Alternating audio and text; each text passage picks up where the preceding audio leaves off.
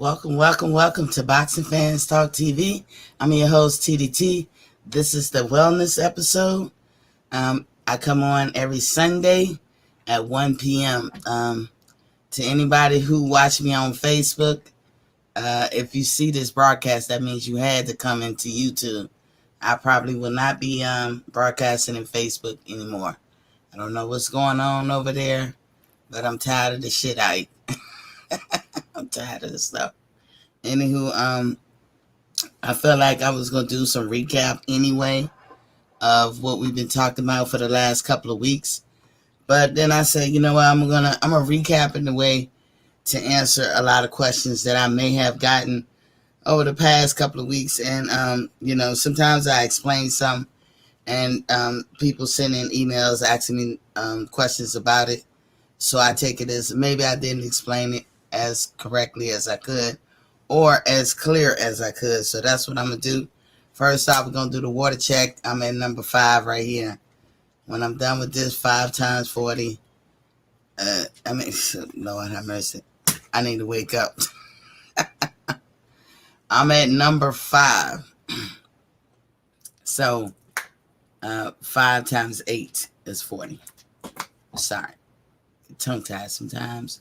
But anyway, some of the questions that I got was about the thyroid and filtering. Not so much about the pancreas and its job. So I'm going to go back and try to explain and hopefully I answer the questions. But remember, if you still have questions, you can hit me up at boxingfanstalk@gmail.com. That's boxingfanstalk@gmail.com. And if you want to get on the program that's more tailor-made and specific to you, you can also email me at boxingfanstalk@gmail.com. That's boxingfanstalk@gmail.com. Please like and subscribe when you come in the building. That's the first order of business. But as I said, water check every time. Every time I do a show, I do a water check. It is important that you drink the proper amount of water. It doesn't matter where your journey takes you, or what you're trying to do on your journey. If you don't drink the proper amount of water, you're not going to get whatever it is you're searching for results in, whether it's, especially for those of you out there who's trying to diet to lose weight, or those of you out there who are trying to do other things. I'm just turning up the lights, y'all. That's all. Okay. So that's why we do the water check. A lot of people did ask, like, I can't drink that much water. It's a physical impossibility. Yes, you can. There's people who are barely over 100 pounds that could drink a gallon of water. There's people under 100 pounds that could drink a gallon of water a day. And just so we know, for those of you who might not know, most of us know this, but water, 128 ounces of water makes a gallon. You could drink that much if you was drinking something you really like. I get it. Water is not fun. It's not sexy. It's not cool, but it is the preferred method, and it would do you good. Like I could tell you, drinking a glass of water or a cup of water, which is 8 ounces, every night before you actually lay down and go to sleep is good for your heart. It's also good for your heart to drink one first thing in the morning. It gets the engine going. You understand? Water is your friend. And I talk about it because I want it to become second nature. I want it to be in your head. You got to drink water, especially kids. Drink water. And we thought our parents were trying to be funny by making us drink water. We come in the house and say, Mom, can I get some Kool-Aid? Mom, can I get some soda? Mom, can I get anything, some juice or whatever? And she'd be like, no, drink water. Now, part of it had a lot to do with economics, If she let us drink what we want to drink, there wouldn't be no Kool-Aid in the house. There wouldn't be no soda. There wouldn't be no whatever, because we'll run right through it. But if we drink water, we're not going to run right through it, but we're going to drink just enough. it wasn't always like it's more healthy. It was more about economics than anything. But I'm glad that our parents back in the day made us drink water. So, I mean, again, when you talk about finding the health in you, finding the health in you has everything to do with drinking water. That is one of the main staples. So you'll hear me say water check. You'll hear me talk about how much water I drink per day. And I will encourage everybody to drink plenty of water. So then we have that, okay? So that's never going to change. Even if you never do my program, that's never going to change. I'm going to always advocate for water. Anywhere you go should advocate for water. Anybody you get with should advocate for water. If they don't, then that's not the program you want to be a part of, because it was specifically designed for you to drink water. So, I mean, I think we all know that. I will keep repeating it. Just like children, when they're young, you have to repeat yourself till they get it in their head or it becomes second nature. That technique should never be cut off. You have to do that for adults as well. Keep repeating yourself. If all of us as a collective just always got water in our hand and just drinking water, guess what? Other people gonna do it too, because people follow. We are fickle like that. Human beings are fickle. We'll follow the crowd. And sometimes following the crowd ain't a bad idea, especially if it's a worthwhile thing to follow. You know, I ain't talking about following the crowd to do anything nefarious or malicious, but follow the crowd when it's when you're doing something good and what you're supposed to do. That's a good thing. So anywho, enough about that. Y'all get it with the water. Another staple that is necessary in human life, or mammals period, and we are mammals, is sunlight. I talked about that in previous shows.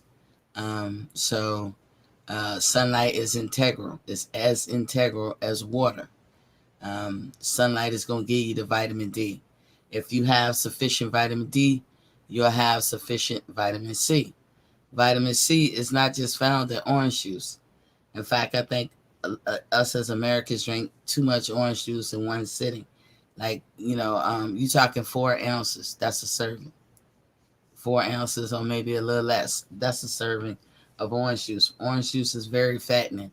But if you want to drink a lot of orange juice, make your own orange juice. It tastes almost the same, but you can bet your bottom dollar ain't no added extra anything in there. So sunlight is very important. If you a person that goes out in the sun and the doctor tells you you don't have enough vitamin D, but you out there in the sun, you have an absorption problem. And if you have an absorption problem there, you have it everywhere. And the whole body is about absorbing, taking in.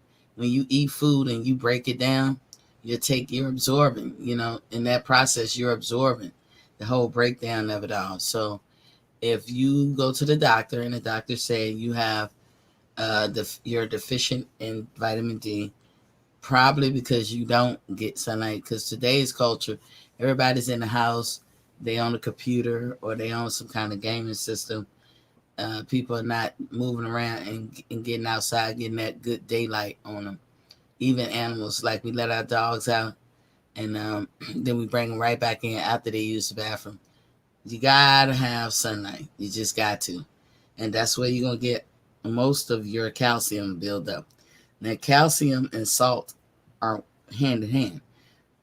I never knew that for the longest time, but salt is important too. Salt is as integral as water and sunlight.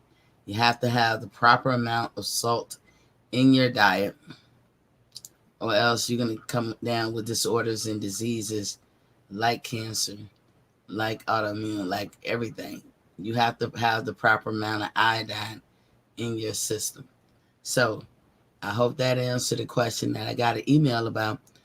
Why do I, or reiterate, what are the permanent staples in your life that no matter where you go, no matter what journey you take, and when I say journey, I'm saying like diet in a sense, but I like to call it a journey.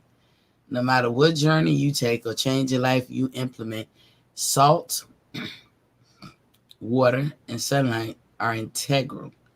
They must be a part of your journey no matter where you go. You don't have to do mine. You could be doing somebody else. As I always say too, it's 1,000 ways to skin a cat. You'll see me drinking my water.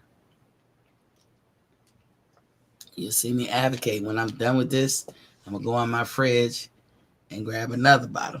I also told you guys I bought a mini fridge. I put it in my room. It did not change my electric bill as much as I thought it would. It didn't change it really at all. I don't even notice. But it's good for me because I'm upstairs. And sometimes you want water right then. And it's nice and cold or whatever. And I got my water. And it keeps me on track. Instead of having to go downstairs. Because sometimes you get weak. You fall off the journey. You fall off your diet or whatever. You go down there, you see the other food in the house. Or you go down there, somebody else cooking, and you see the stuff. And you be like, oh, man, I'd rather have this. I'd rather have that. Nah, I mean, I got the water right there. So before I even make it downstairs, I done down like 5 or 6 of them. You know what I'm saying? So I'm almost reaching my goal. But remember, those were the permanent staples: salt, water, and sunlight. And I hope I answered that person's email, like that question that was given to me about reintroduce the permanent staples and why they're important. So, okay. I have a lot of questions, too much to remember, like the intricacies of the questions about the thyroid gland and the liver. Why is it important when you're taking this journey? Okay, so when it comes to just functioning, period, your body is designed, of course, we live in animals. We're designed to procreate. You have the female, you have the male, and you mix the two, and boom, you can procreate. That's all by design, right? And your body works as such. You're female. If you're female, your body is designed and geared to carry a child. I mean, I ain't saying, now don't get that twisted with me saying that you as a woman must do that. You don't have to do that. Or you as a man must procreate. You don't have to do that. I'm saying what the design is, right? So we will have things in our body that men don't have, and they will have things in their body that we don't have. And it's all, like I said, the ultimate design was to procreate, and this is why we designed the way we are. So I'm gonna try to encompass everything. Somebody was asking more in-depth questions about why do I say that women have a tougher time with losing weight? Women will have a tougher time with losing weight because, as I said, we're designed to carry a child. In order to carry a child, you must have fat on. You must have fat on. It's just the way it's set up. Now, I know some people be like, because I only gained 4 pounds on my pregnancy. I only gained 5 pounds or 6 pounds or 7 pounds. And that's cool. That's you. But women in general, we are designed to carry weight because we're designed to carry a child. Women don't, I don't know too many women, and I'm not saying nothing is an absolute. When I'm talking, don't you ever think that everything is an absolute, because there will always be outliers in any aspect of life. But when you're carrying a child, I don't know too many women who can have a low body fat. Like, men can have 5% body fat. I don't know too many women that can do that. It's not designed for you to do that. You can take the skinniest of women, and they won't have like 5%, 4%, 3% body fat. It's just a physical impossibility. But shout out to the person who can do it. I don't know what you look like. I don't know what you look like at all. But we're not designed to do that. And plus, women look better with a little weight on them. Just a little. Just a little. Give you a little curvatures. The voluptuousness of it all, if I'm even saying the word right. it looks a little better when you have a little weight. Now that's just my lens saying that. I would think most people agree, but to each his own. To each his own. I ain't gonna back myself in that corner. But so you have you're designed to do a certain job, and that job you're always practicing. To give you an example, even as a baby girl, like a baby female, she's practicing. She's born with all the eggs she's gonna have, and I know it's more complicated than that, but I'm gonna keep it simple. She's born with all the eggs she's gonna have, and she's practicing contracting all the time, even as a baby. Especially when we start having our cycle, you're practicing contracting. What is that? You're practicing pushing the baby out. You must carry fat.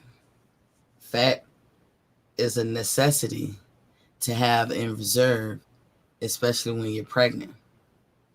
So I mean, this is just how we design. So when I say that it seemed like when women go on diets, let's just say, and it's like you said it out loud, I'm going on a diet, your brain knows it. It seems like your body try to work against you. It always seemed like it. I know I'm not the only woman that feel that. You probably be out there like, amen, sister. It seems like your body know, and it just resists. A woman could go into the gym same time a man is. They could do the same program. Within a week, a man gonna see something, or 2 weeks. He's gonna see some progress. She won't. And then she has to think in her head, when I wasn't going in the gym and I was eating what I want and relaxing and got my feet up and going shopping and hanging out with my girls and hanging out with my friends, I weighed the same thing as I'm weighing now. But I'm going in the gym and I'm working my ass off for an hour or so, and I'm tired as a bitch.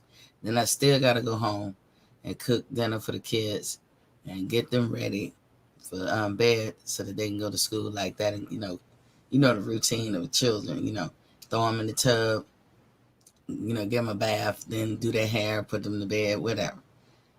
Now she's tired and she's not getting any results. And a lot of guys think that we are quitters, like women easily quit, but we don't. I submit to you that if you had the same results or was going through what we went through, you would quit too. It's making a judgment call. I'm doing all this and nothing's happening. Should I keep doing it? If I don't do it, nothing's going to happen. I'm going to get the same nothing results whether I do it or not. So which one should I do? I'm going to be shaped the same. I'm going to weigh the same. I'm going to look the same. Doing nothing. And versus doing something. It's an easy choice.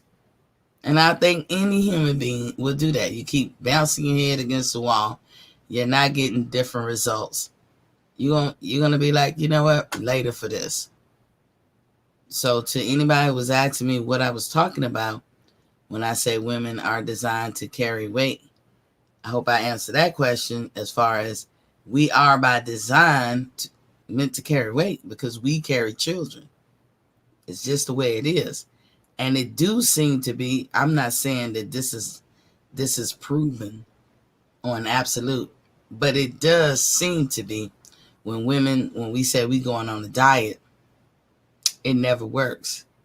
It just seems like it's met with a lot of resistance. And it do seem to be when we go into the gym, we can work out the same intensity, the same amount of time as a man, and in 2 weeks you're going to start seeing things with him, but you won't with a woman. And that goes to the way we are designed. We are designed to carry children. Whether you ever do it or not does not change the fact that you're designed to carry children. Therefore, you have to have fat on your body. It's a necessity to have fat on your body to successfully, carry a kid. Now, is there women who are real thin, who don't have fat on their body, carrying children? Yes. You always have outliers, but we talking about something being in such a way that you can actually label it or generalize a state, have a generalized statement about it. Like women don't lose weight as fast as men. Has a lot to do with the hormones that are profound in you against what's profound in them. Again, the hormones that are profound in women are that way because we are designed to carry children. They are not. So they have the hormones that build muscles, that's the building blocks of, getting real physical and getting real shapy and, slimming off and losing weight. They have an abundance of that, whereas we don't, because of the way we are designed. Simple as that. But I will submit to women, if you never knew this, if you just reprogram your mind just a bit, you would understand that you will get results, and you are getting results. It's just the timing. If you stay with it for 8 weeks, your 8 weeks is his 2 weeks. So what happens for him in 2 weeks takes you 8 weeks. Just reprogram your mind. So it doesn't matter what you're doing, and I'm mainly talking to people who want to get into the exercise thing and all that, because that's what the question was kind of like. How can you say we don't lose weight, we need fat on us or whatever? Or just to re-clarify that, things that I might have said. A man's 2 weeks progress is equivalent to a woman's 8 weeks. Just reprogram your mind to think that it's nothing is an absolute, because there would be a woman who would make that look silly. And then understand there's certain exercises that you could do that's more geared to, I think, women than what men do.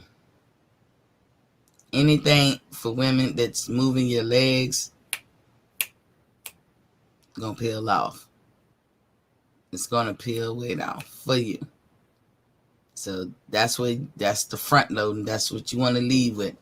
The exercises that works your legs, because that's the one that's gonna peel shit off. Okay. However you do it. But remember, my program does not require any exercising. That's just something you want to do extra. And I'm not against exercise. I'm just saying it doesn't require. That's why some of you say, I'd rather take that. I'd rather get on that program. Who wouldn't? You ain't got to bust a grape in the gym or anything. And you're going to get everything your heart desire. And so I could clarify this too. My program doesn't necessarily concentrate directly on weight loss, because, again, I had to reprogram my mind. I know that a fully healthy body is a slender body, is a fit body, is a, whatever type of body you want it to be. So again, just so I clarify, I approach my program by trying to address the issues from a medical standpoint. I'm not a doctor. Never said I was. I don't negate anything your doctors say. Never said I did. But what I'm saying is I address medical issues. And by doing that, everything else is like a domino. It fixes everything else. So if you have alopecia, and you have other things, a number of things, but the one that gets to you the most is alopecia. I'm not going to say, go to the store and get some biotin. Not against biotin. I'm not against it. I know that's recommended for people who lose hair. But see, I look at it like you're going to keep having this problem of losing hair. Even if you get some biotin and your hair start growing, you still going to have a problem. You know why? Because you didn't address why you have alopecia. Now, I know it falls under, I'm just giving this as an example. I know that alopecia falls under having an autoimmune disorder. So once I know that, I'll be like, okay. I know what an autoimmune disorder is and how tough it can be. And, when you suffer from that, you're going to have multiple problems. You're not going to just have alopecia. You're going to have other things. For me, I have like 4 or 5. Everybody who has autoimmune disorder has like 4 or 5 at least issues that comes off as actual medical issues. But they may get medicine to address. Let's see, what was that? Smell of the jail. So okay. I thought it was a gray hair. I was like, what the fuck? I know that typical way to handle this is to throw pills at it, throw medicine at it. Oh, let me throw these pills at it, but it don't fix the problem. So I address things by like going to the source of what made you like this, because I'm sure what made you like this, like whatever the major issue is, alopecia is just one of the symptoms. Lupus is one of the symptoms. Graves' disease is one of the symptoms. Hashimoto's is one of the symptoms. Hypothyroidism is one of the symptoms. Male pattern baldness is one of the symptoms. Other things with male bodies are one of the symptoms. Other things with female bodies is one of the symptoms. I can go on and on and on. But now that I know that it's autoimmune, I know how to address it. So that's what I address. Gaining weight is one of the symptoms. But once I address the autoimmune disorder, the weight is going to be addressed simultaneously, automatically. I don't have to go straight to the weight, because what I'm going to do with the weight, I'm going to be like, okay, we got to eat less calories, or we got to exercise. That's typically what people going to say. Let's exercise, let's get in the gym and do this and do that. And then you're doing this and you're doing that and nothing's changing. And even if you fix it temporarily, it come right back with a vengeance. You never address the autoimmune disorder. If you address the autoimmune disorder only, everything, your alopecia, your baldness, your weight, your heart, your lungs, your allergies, your skin disorders, your joints being inflamed, your arthritis, everything will be addressed in a positive way. So I hope that answered the question too, about, or just clarifying my approach. Again, when you email me at boxingfanstalk@gmail.com, I go more in depth. That's what I do. I ask you, what are you suffering from? Like, what are your issues? And I thank you guys for trusting me. Some of you who have reached out, and I've made specific recipes for you. Thank you for trusting me. Y'all gonna find that when I do make these recipes, I do 3 phases. Phase 1, we addressing the issue head on. Phase 2, we kind of introduce to certain things, like, just certain things that, that you have stated, like, I just don't really want to live without. And we're going to introduce them slowly, very slowly, back into what you're eating, because we got to see if that's the culprit. Sometimes it just be one thing. I met a person one time. We did my program, and when we started introducing stuff back, you know what it was? It was the ketchup. It was the ketchup and probably all the condiments. Once they took the ketchup out, they could go back to eating all the other stuff that they ate because their quality of life. People don't change nothing until their quality of life is affected. So for people with autoimmune disorders, their quality of life is affected, no doubt. There's going to be something going on with you that's embarrassing, that's going to make you say, I gotta fix this. That's just how it is. And most of the time it could be weight. But when you're healthy, completely healthy, like everything, like you're eating good and you're completely healthy, there's no such thing as overweight or being obese. That's just the way it is. So that's why I do my approach that way. And I hope I clarify that to the person who sent the question.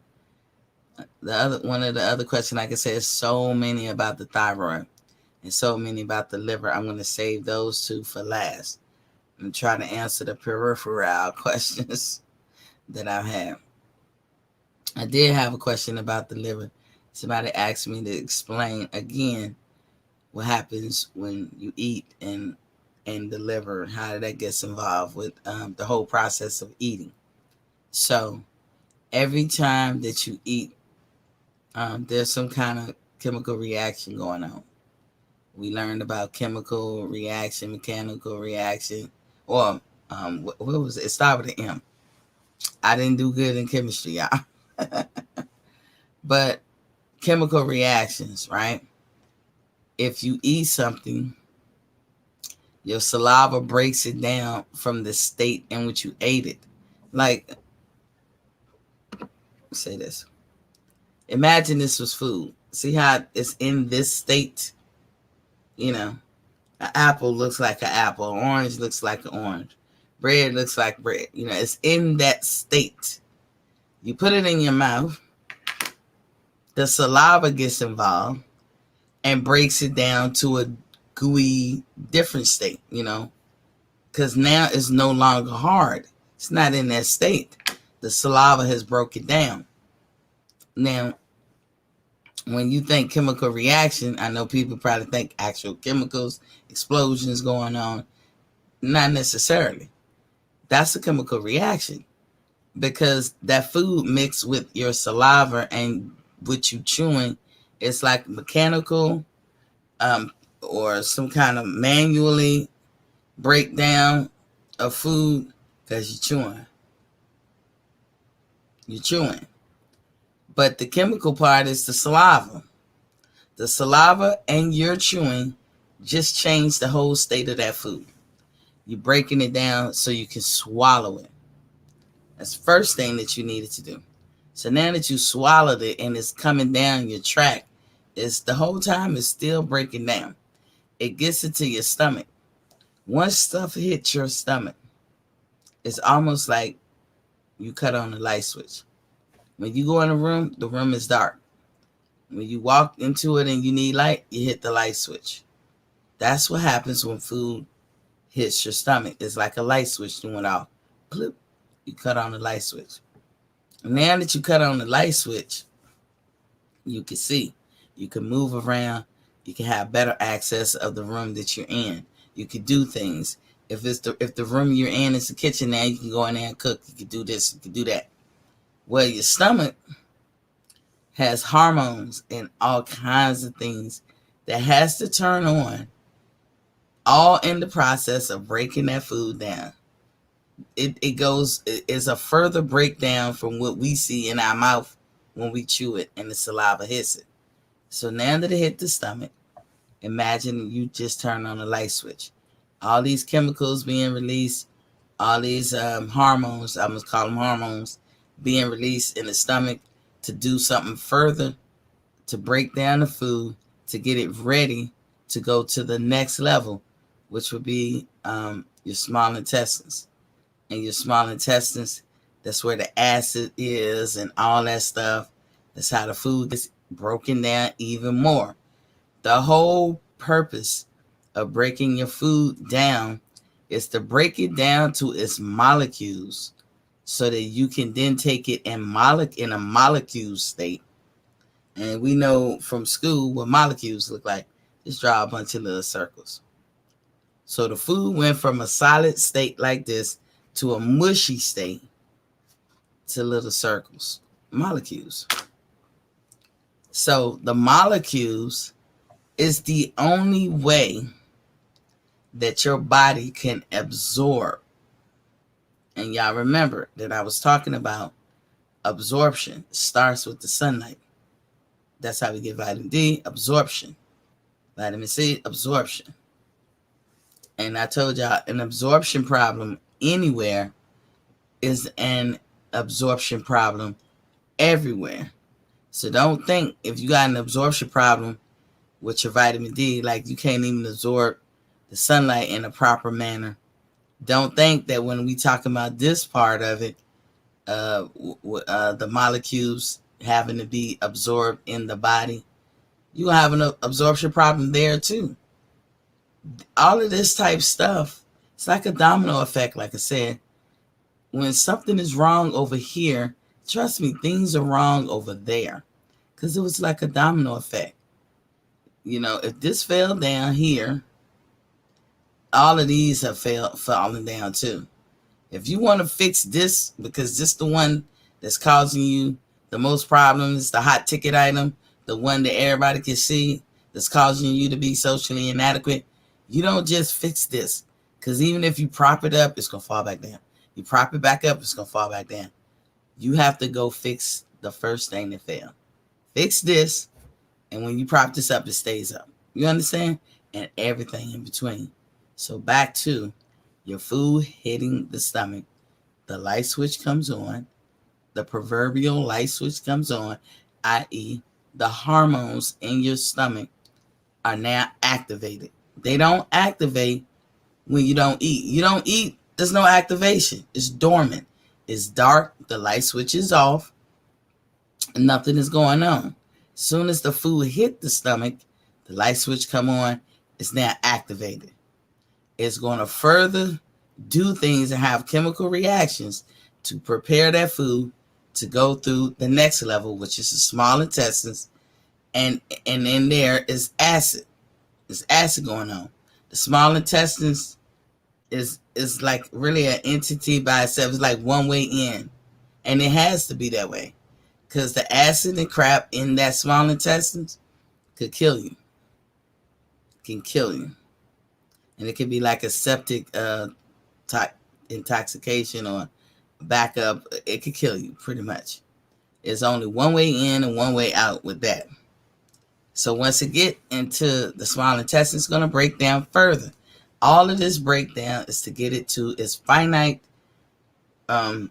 broken down part. Like, y'all know we do math, and we'll say find the least common denominator, right? When you get down to the smallest number, which is the least common denominator, you can't break it down no more. That's at its smallest finite state. Same thing with the small intestine when it breaks it down to its molecules or whatever. Once they have the molecules, everything is now going to be put in its position. What your body want to get out of the food that you ate is it wants to get the sugars. It's by design, people. It's by design. This is not T wanting it to get to the sugars. It's not you wanting to get to the sugar. It's just the way we are designed. Sugar runs the brain. That's the energy or the fuel needed to run the brain. Sugar fuels the body. Sugar is just as important as water, sunlight, and salt. Because everything you eat eventually turns to sugar. Everything.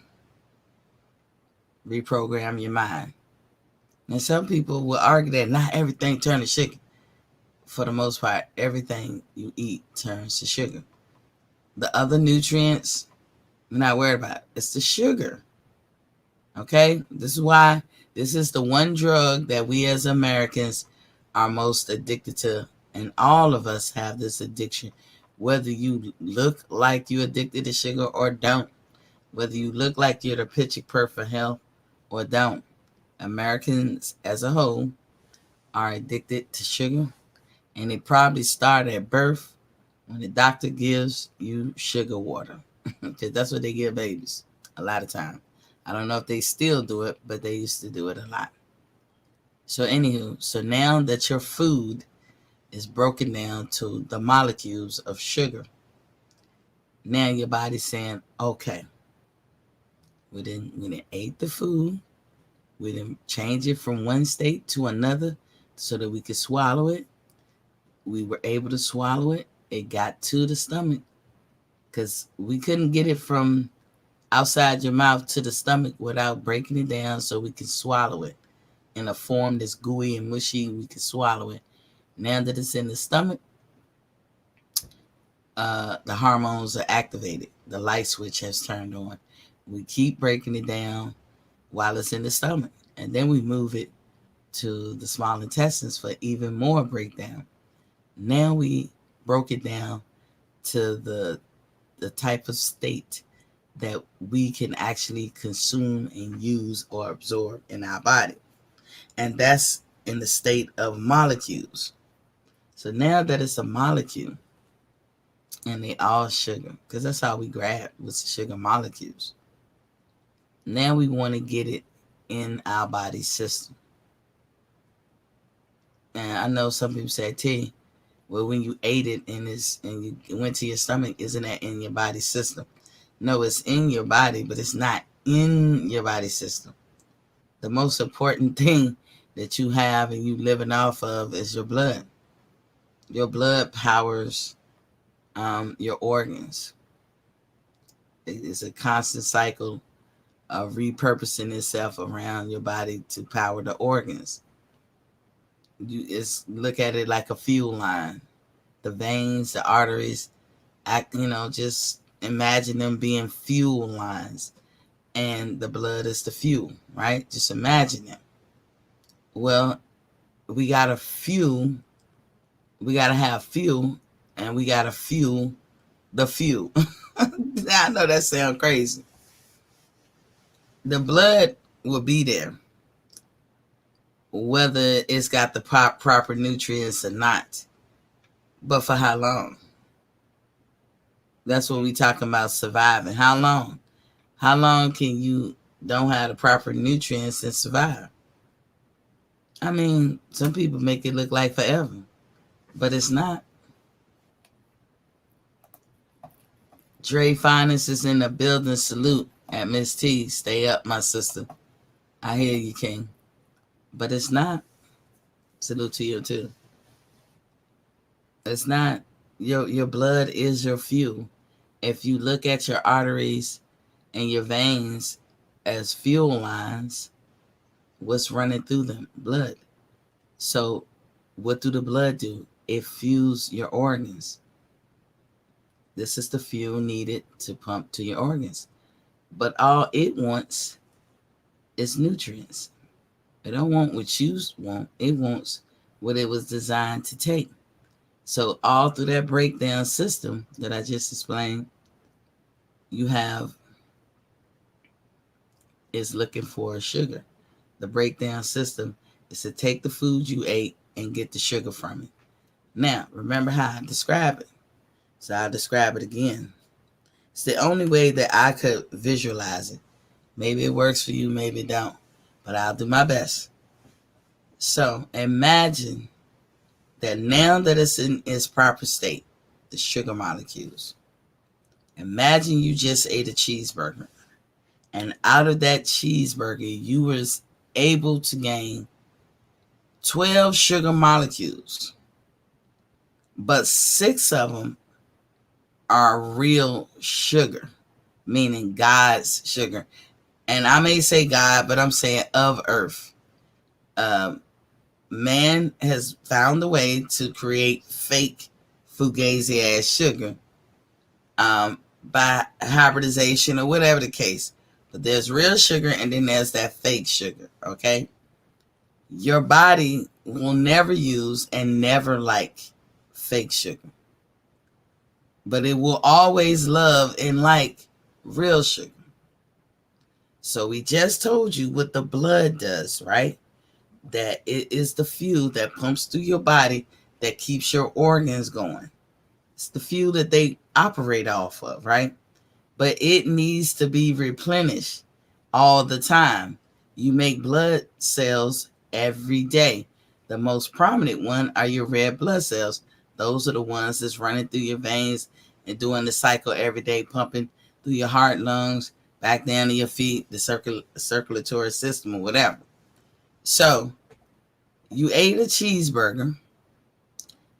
Out of that breakdown from the stomach to the small intestine, you got about 12 molecules of sugar. Now, there's messages being sent to your brain back down to different organs. Now your pancreas got to get involved. They have to. Because the pancreas recognizes when sugar hits the system. So the pancreas can produce one or two hormones, insulin or ghrelin. Okay. Now I did a show about insulin and ghrelin, like what the two did, and that all of that is true. But I told y'all, everything has a primary job and a secondary job and a backup job, backup to the backup to the backup. However, sometimes you want to trick the body to do just the backup job, like we was talking about the liver, but I'll get to that. But sometimes if you're doing everything, so-called normal, your body would just do the primary jobs. So when you eat and that you turn that light switch on in the stomach, you have now turned the light switch on pretty much everywhere because the pancreas is up. The pancreas knows, like, hey, it's something about to come down the pike. Let's get ready because I don't know how much we need. We're going to have to produce some insulin because somebody activated the stomach. So we already know we're going to have to produce some insulin. You notice how I say, I'm telling it like a story, that the pancreas ain't saying, hey, somebody activated the stomach, so we got to have to produce some ghrelin. The pancreas won't say that when the stomach is activated. We'll get to that other side in a few. So the pancreas know it's coming, right? Jay Gibson is in the building. High fructose versus glucose. I hear you, King. So the pancreas is saying, and the phone lines are open to you guys. If y'all have any testimonies, because I've talked to quite a few of you and specifically made recipes for you by contacting boxingfanstalk@gmail.com. If y'all ever want to, y'all are always welcome to give y'all testimony to share with everybody how, your progress. I know it's progress. Some of you have told me some, but, it's your story to tell. Jay Gibson says, salute, Miss T and the fam. Salute to you too, King. So the pancreas noticed, hey, the stomach, the light switch went on. So turn on the insulin machine. Now, I told you just ate a cheeseburger. It went through the stomach, all that stuff, small intestine. Now you got the 12 sugar molecules. But 6 of them is fugazi, high fructose. 6 of them, your body don't want it. It's not going to use it. So what we going to do with those 6 sugar molecules? We're going to move it to the side. And I don't know, maybe 1 day, 2 days, 3 days, a week. I don't know how much time. But that sugar that we can't use, we're just going to go on and turn that to fat. But we see the sugar we can use. Hey, what's up at Jay Gibson? You dig? Now, remember I said 6 of it was real sugar and 6 was fake sugar, like high fructose sugar. The 6 high fructose sugar, can't nothing be done with it. So it's going to move to the side and turn into fat. That's the fat that make you fat, right? But the 6 real sugar that can be used is out there lingering around. Now, the pancreas recognizes, your body recognizes is within the body. So the pancreas is going to shoot out 2 insulin molecules. Because remember I said for every 3 sugar molecules that you ate, the pancreas is going to match it, and it's going to be a total of 4 sugar molecules, 1 from the pancreas, 3 from the food you ate. Now, imagine, now that they connected and they hooked up, now they want to get in the club, right? And I call the club the bloodstream, inside the blood, because as I said, blood is being made every fucking day. And your red blood cells is the biggest proponent of blood reproduction. That is the thing that powers all your organs and all that. It's the fuel going through the veins, which are the fuel lines, this, that, and the other. But now the sugar molecules that are real, they won't in. So you got the bouncer at the door. You come up, all you got to do is meet the requirements. The requirements is for every 3 sugar molecules you eat, it has to be accompanied with 1 sugar molecule from the pancreas. Not every 4 sugar molecules. Not, we got 7, can you just let it slide? No. Every 3 to every 1 from the pancreas. And the pancreas is only going to create sugar molecules needed. Now, that's how it's supposed to work. Andre finally said, facts, my sister. You're on point. I'm paying attention. You did. I feel you, King. It's supposed to work like that. But you can confuse your body. And you can make your body overdo stuff or turn on, like when your body is producing cortisol because your body feels you need it. You can put your body in such a state that it chronically does stuff. When your body's supposed to turn on, handle a job, turn back off. Cool. So when we talking about diabetes and type 1 is what you're born with, but type 2 is what you did to yourself. You can correct type 2 because you can basically just make sure that you're eating the type of sugar that your body wants. That's how you correct it. You got to knock out the high fructose and stick with the glucose or stick with the natural sugar for your pancreas to start getting this act right and be like, oh, okay, we back on track. Okay. But the bouncer is standing there and you show up and you got your 3 real sugars, natural sugars, with your 1 insulin molecule, which is a sugar. And the bouncer be like, you just get out the way and let you in. But when you show up with the fugazi sugar, the fake ass sugar, the high fructose, and try to have an insulin molecule, the bouncer's like, you can't come in. You could try your might. You could try to beat the bouncer up. The bouncer is 6'9", 300 pounds. You ain't getting past him. You cannot beat him even on your best day and on his worst day. You're not getting past the bouncer. You can only unlock that door with 3 real natural sugars and 1 insulin molecule, which is a sugar. That's the picture I paint. So that's why I re-clarified for the person. Thank you for asking that question. But that's the picture I painted. And that's how your body is fueled. That's how you get your nutrients and your minerals. Your body doesn't want sugar that is not designed to get. And I gave examples about different sugars. This is why we try to avoid dairy. And I'm going to clarify because somebody asked about that too. So from the sugar talk we just had, I'm going to move a little bit into dairy, but then I'm going to come back because I got to hit you up with the ghrelin. So dairy, you might as well say it's nothing but sugar. That's all dairy is. But if you understand this, that we are all mammals, we are animals too. Now, I know some people quiver with that and be like, bitch, speak for yourself. I ain't no animal. Yes, you are. We are all animals.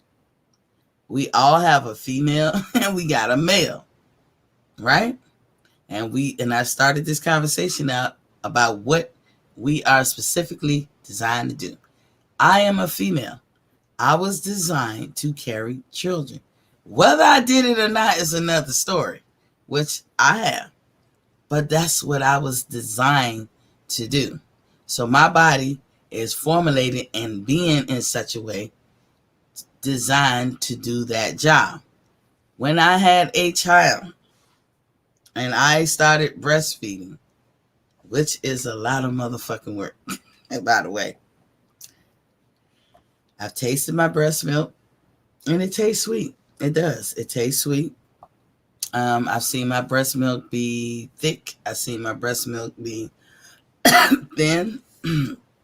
And I noticed why it was thick and why it was thin when I ate good and clean, like everything. I had my vegetables. I had my protein. I had everything. When I just really ate good, my milk was thick and nice, and it had a greenish tint, which I learned that that's a good thing. You don't want a stale looking tint. I don't know. There can be like a bluish tint or a greenish tint. I can't explain it, fellas. I can't. Let me just move on because I can't explain it. But it has that kind of, it's like a little tint. It's faint. It's white, but it has that tint. Anyway, I know when I was pumping out good milk because it was a little thicker. And I could tell by my baby's reaction when it hit her stomach. She like, versus when it's watery, she like, she could care less. But that's why I said breastfeeding is hard, because you have to eat so clean and so good just so you can produce the best breast milk. And it does taste sweet. If y'all are young enough and y'all still having kids, my factory is shut the fuck down. But if you are able to be out there having kids and your wife or spouse or whoever your partner has your baby, taste the milk.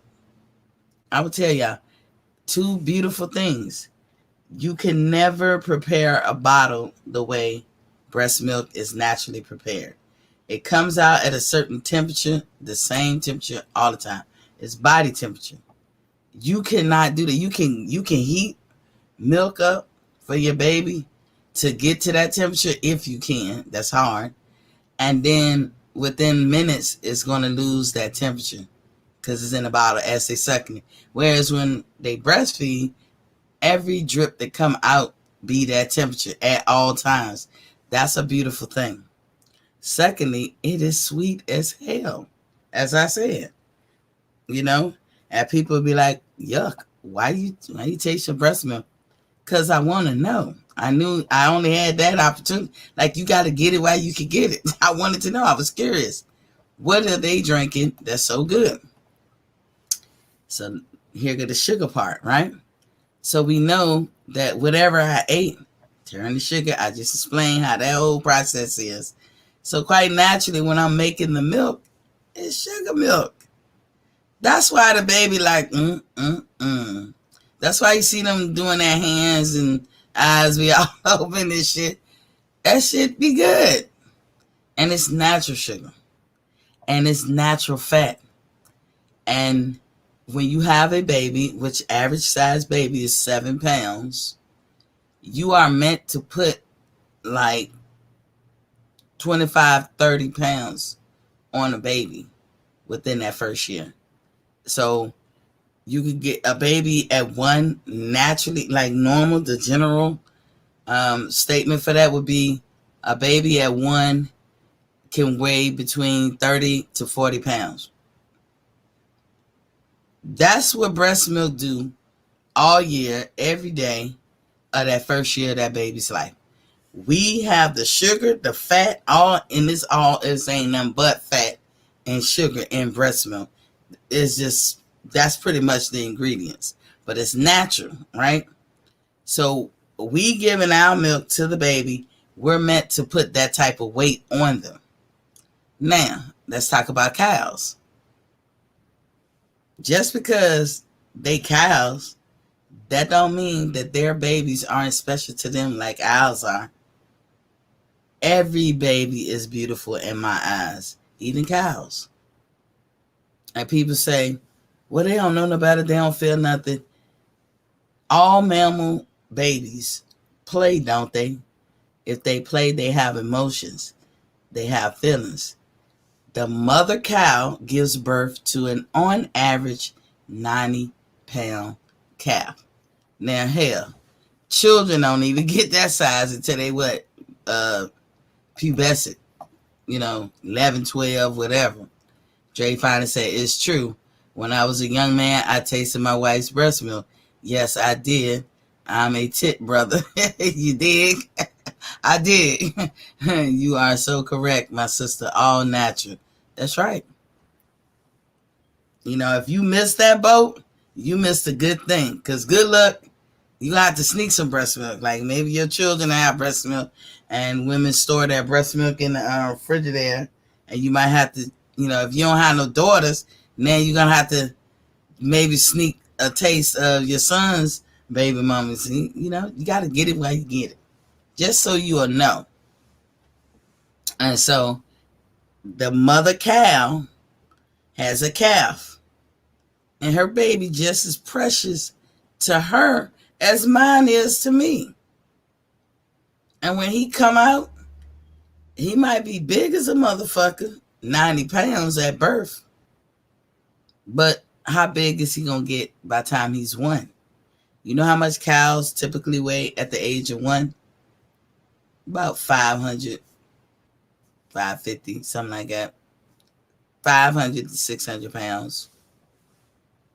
So her milk has to sustain and feed and make her baby weigh that much. That's what her milk is designed to do. If you take my milk and give it to her baby calf, he gonna die. It's not enough. It's not enough fat. It's not enough milk. It's not enough sugar.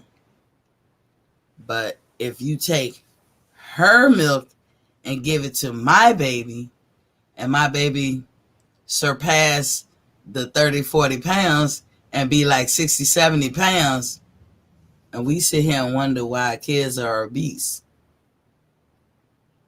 We're drinking milk that's sole purpose is to put fat on a baby cow to make a baby cow go from 90 pounds to 500 plus pounds. And we drinking this shit as adults. And we wonder why we have our issues.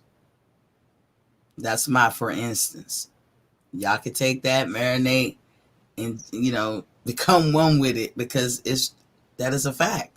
We're drinking their milk. Their sole purpose is to add weight. And not a little bit, a lot of weight. A 1-year-old cow weighs between 500 and 600 pounds, depending on the breed. Only way it got to that stage, because he was eating his mother's milk. The only way our babies got to 30 to 40 pounds, because they was eating our milk. First year of a baby's life, you just eat milk. Same thing with a cow. That don't mean that they might not eat a blade of grass here and there, because, we got oatmeal for babies. We break down, what do we feed our babies? We don't feed them. We don't break down cheeseburger, do we? We don't break down no meat. We break down apricots. We break down sweet potato, peas. Sound like God's food to me. Sound like food to come out the ground to me. I don't know any baby food that was made for something superficial. It's bland, and to us is bland. That's because at birth your taste buds are more heightened and sensitive, stronger, that is. So you don't need to put that much seasoning to get the flavor. But the older we get, taste buds dull out, and so that's why that's why baby food tastes the way it tastes. But to a baby, it's good as a bitch, right? You see them, My kids love apricots. I wouldn't need a damn apricot if you paid me. But my kid, and potatoes, yeah, sweet potatoes. That was always a good meal. You want to clean the system out? Eat you a sweet potato. Whew, that'll blow everything out.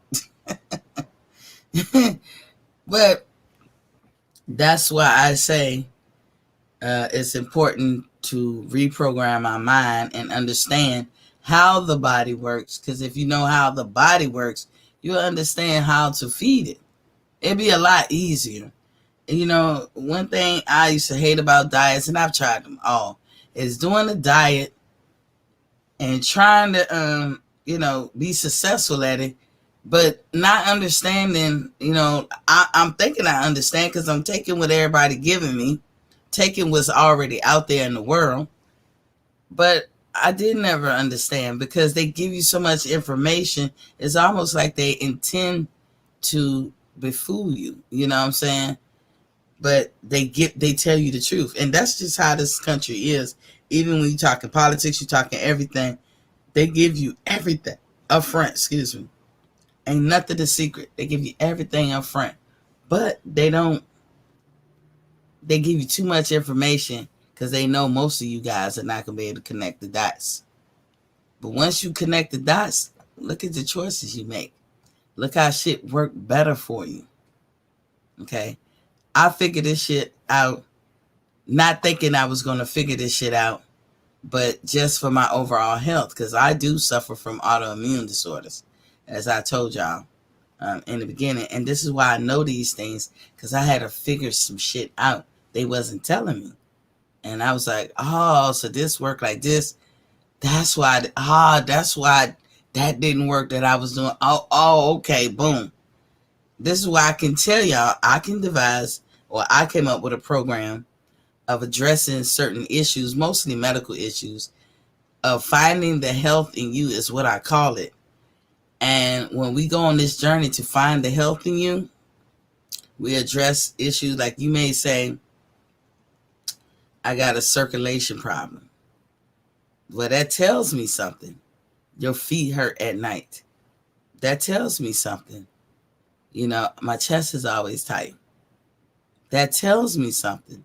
Am I a doctor? No, I'm not a doctor. But these are all the things that was happening to me. I had to figure it out because the doctors ain't telling me shit. They want a repeat offender.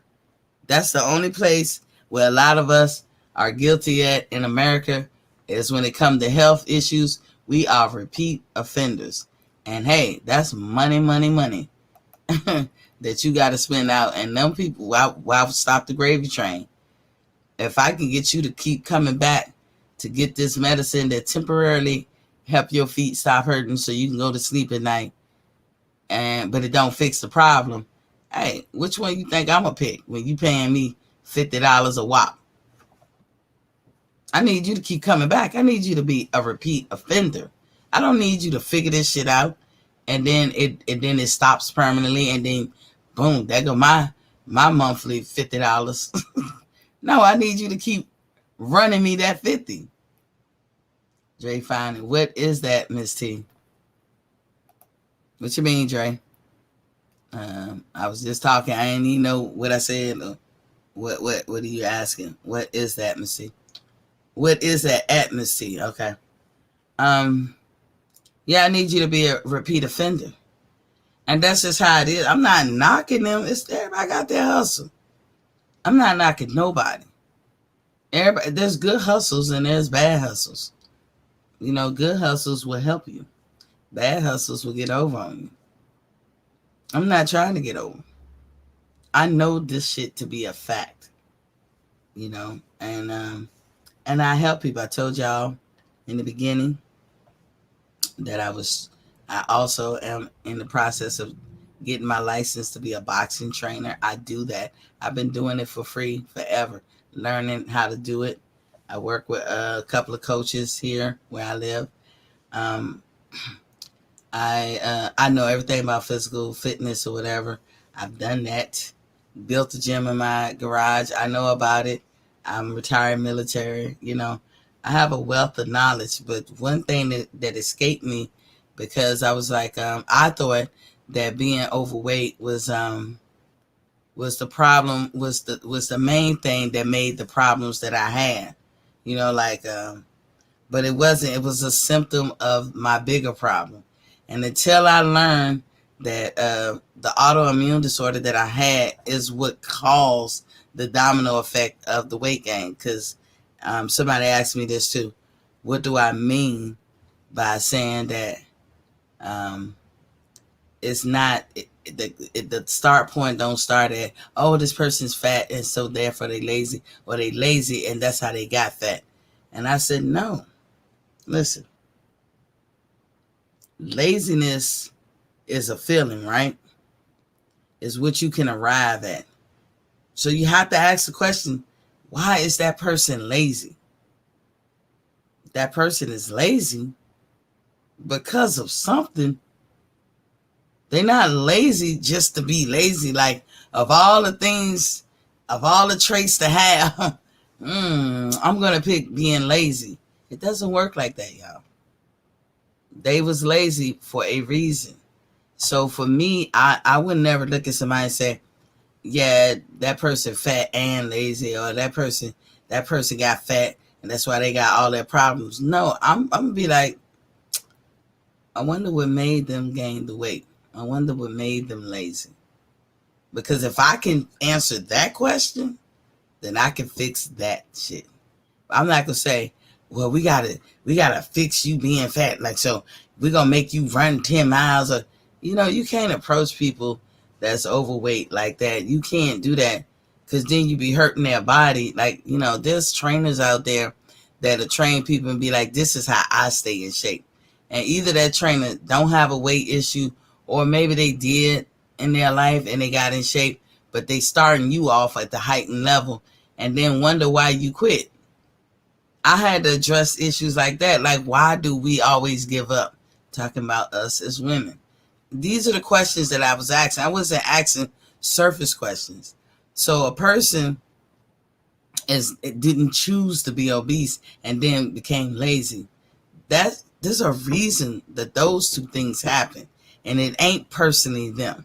So I'm not the one that's gonna look at people and judge them like that. I'd be like, what has happened that made them gain weight? And I can bet your bottom dollar is the health in you. I can bet you that what probably made them gain weight is that their body is toxic.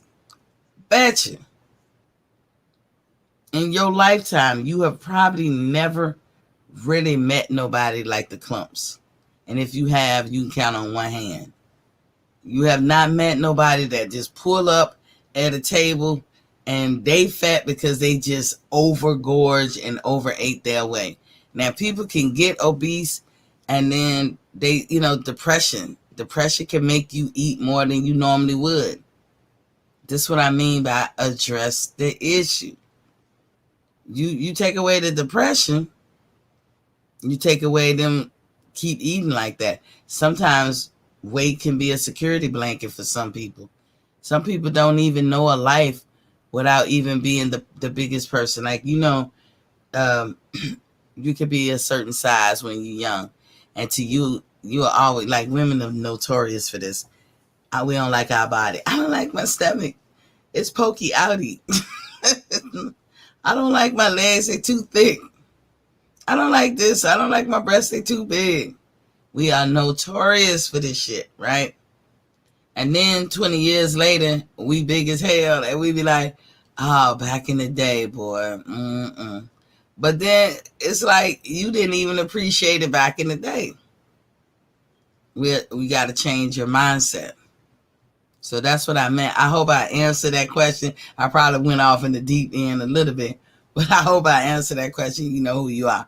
So let me go back to the pancreas, right?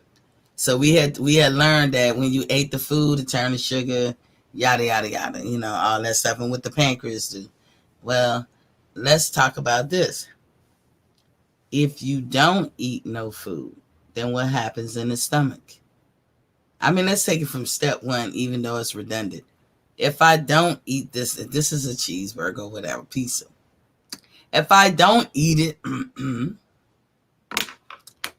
the saliva is not going to take hold of it and mush it up so I can swallow it. It's not going to go down my esophagus. Therefore, it's not going to get to my stomach and bloop, flip the light. It's not going to do it. So if it doesn't flip the light, then the stomach hormones are not going to be activated. The pancreas is going to be sitting there still dormant, like, hey, ain't nothing going on. Ain't no light switch been turned on. Sorry, y'all, my back was itching. We just chilling, man. We waiting for something to hop off. Nothing's hopping off. Time tick tock, tick tock, tick tock. Now it's 8 hours into the day since you woke up. And it's like, damn, this bitch ain't eating.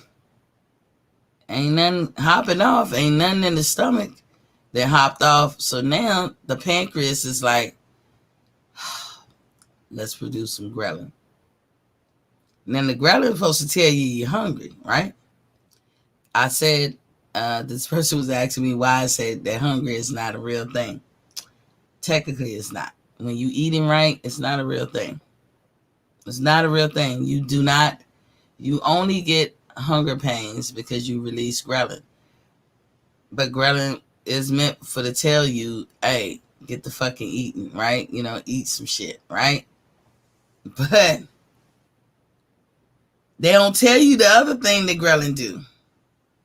They don't tell you that. So we watched a video on this show about the difference between insulin and ghrelin. And ghrelin is supposed to tell you, get the fucking eating. Ghrelin happens, it can happen depending on who you are, because everybody's different. It can happen as early as 8 hours of you not eating. And what do we call not eating? We call that fasting, right? That is the proper name, fasting. So 8 hours into your fast. It's 6 o'clock in the morning. You done woke up. 12 noon would be 6 hours. 2 o'clock in the afternoon would be 8 hours, right? It's 2 o'clock in the afternoon. You have not eaten since you woke up at 6. You are literally fasting. And that's how your body gonna take it. Dre finally said, you are so correct. I'm listening to you while taking in all this life-saving information. Like I said, you're correct. My wife is a diabetic. Thank you, sir. Thank you, sir. You said is a diabetic. My wife. Let me see. I got you. I got what you meant. So ghrelin is sitting there like, damn, it's been like 8 hours. You ain't see no activity in the stomach. Let me go ahead and release some of this ghrelin. And that's where that sound, when your stomach be talking to you, my stomach be growling.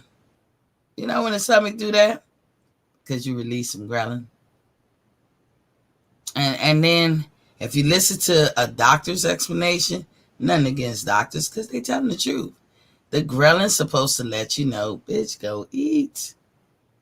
It's not necessarily a hungry thing. It's just like, hey, don't forget us down here. We ain't see no activity in the stomach. What you doing there? It's just like, hey, I hate to interrupt what you doing. I know you talking to that fella over there, but don't forget us. Go on and slide something down your mouth, because we waiting on it down here. You know what I'm saying? That's what ghrelin is really supposed to do. Just let you know that whatever that you ain't eat anything, but no ghrelin release, because everybody unique. You don't have to release the ghrelin at 8 hours. You can release it at 12, 16, whatever. So if no ghrelin release, but you ain't ate nothing all day, aren't you still hungry? Shouldn't you still be hungry? That's why I say hungry is not a real thing. You know about hungry because you associated with it. It's like how do I explain this? It's like people who say tomato, okay? Both of them right. Or let me go to the politics route. I hear people call Democrats and liberals all the time, and I laugh. I accept it. But if you really want to know what a liberal is, it's not a Democrat, it's a Republican. Liberals do not like change and do not want change. If you go look up the true definition, it's not. But you will hear people call Democrats and liberals all the time. I accept it. It's culturally, it's tomato. I'm not going to get in no dispute about that. So if you say, motherfucker, I'm hungry as hell, my stomach growling, it's telling me I'm hungry, it's just reminding you that, hey, you did not eat. It's not a hungry. Hungry is not a real thing. But we, it's how we built it. Culturally, this is what it is. So I roll with the culture. I don't want to be against the grain. Because it's no biggie. If we say that's what it is, it's no biggie. Okay? But it's not a real thing. So the ghrelin, 8 hours with me, somebody else 12, somebody else 16, somebody else 18, somebody else 20. Everybody's different. But they never will tell you the other job that ghrelin does. And you know what ghrelin does very well? It eats the fuck out of fat.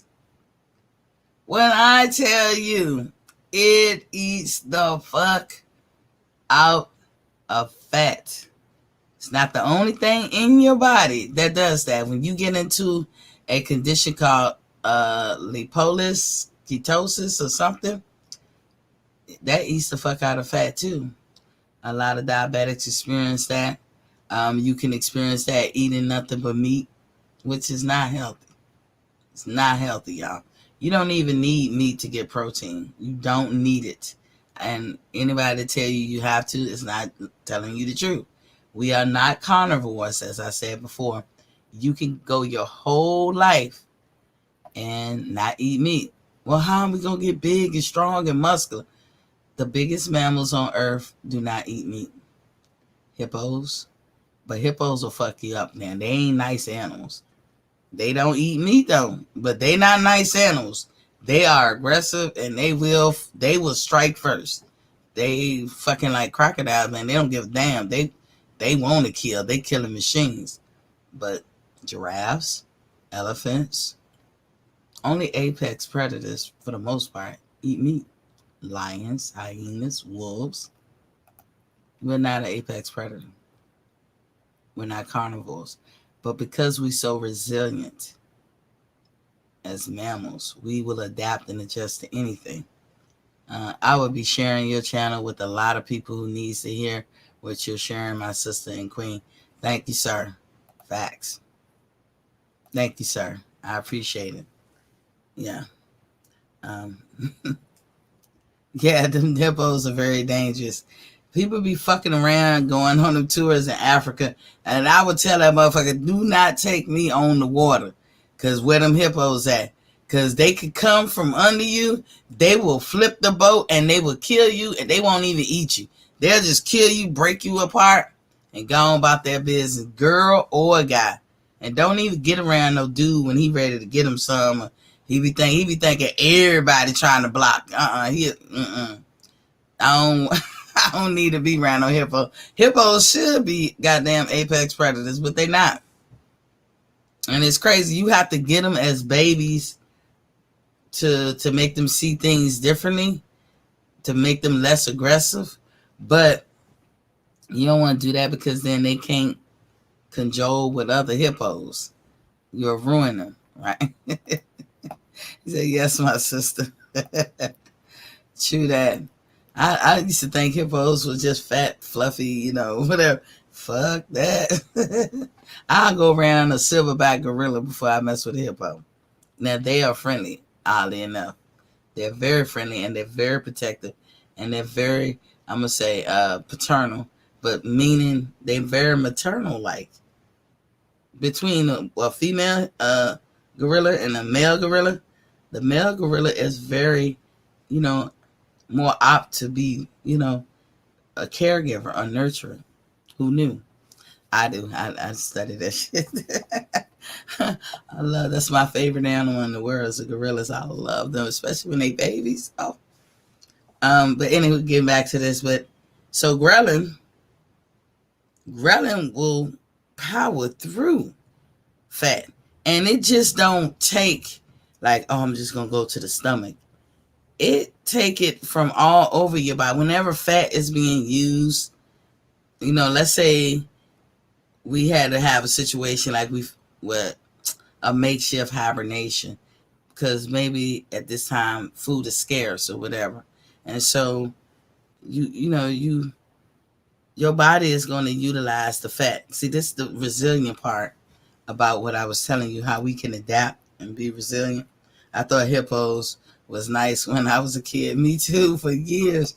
And I be looking at that. I stay watching National Geographic, and I was like, them some mean mother suckers. Now, remember when I told y'all that our body don't digest, don't absorb fake ass sugar.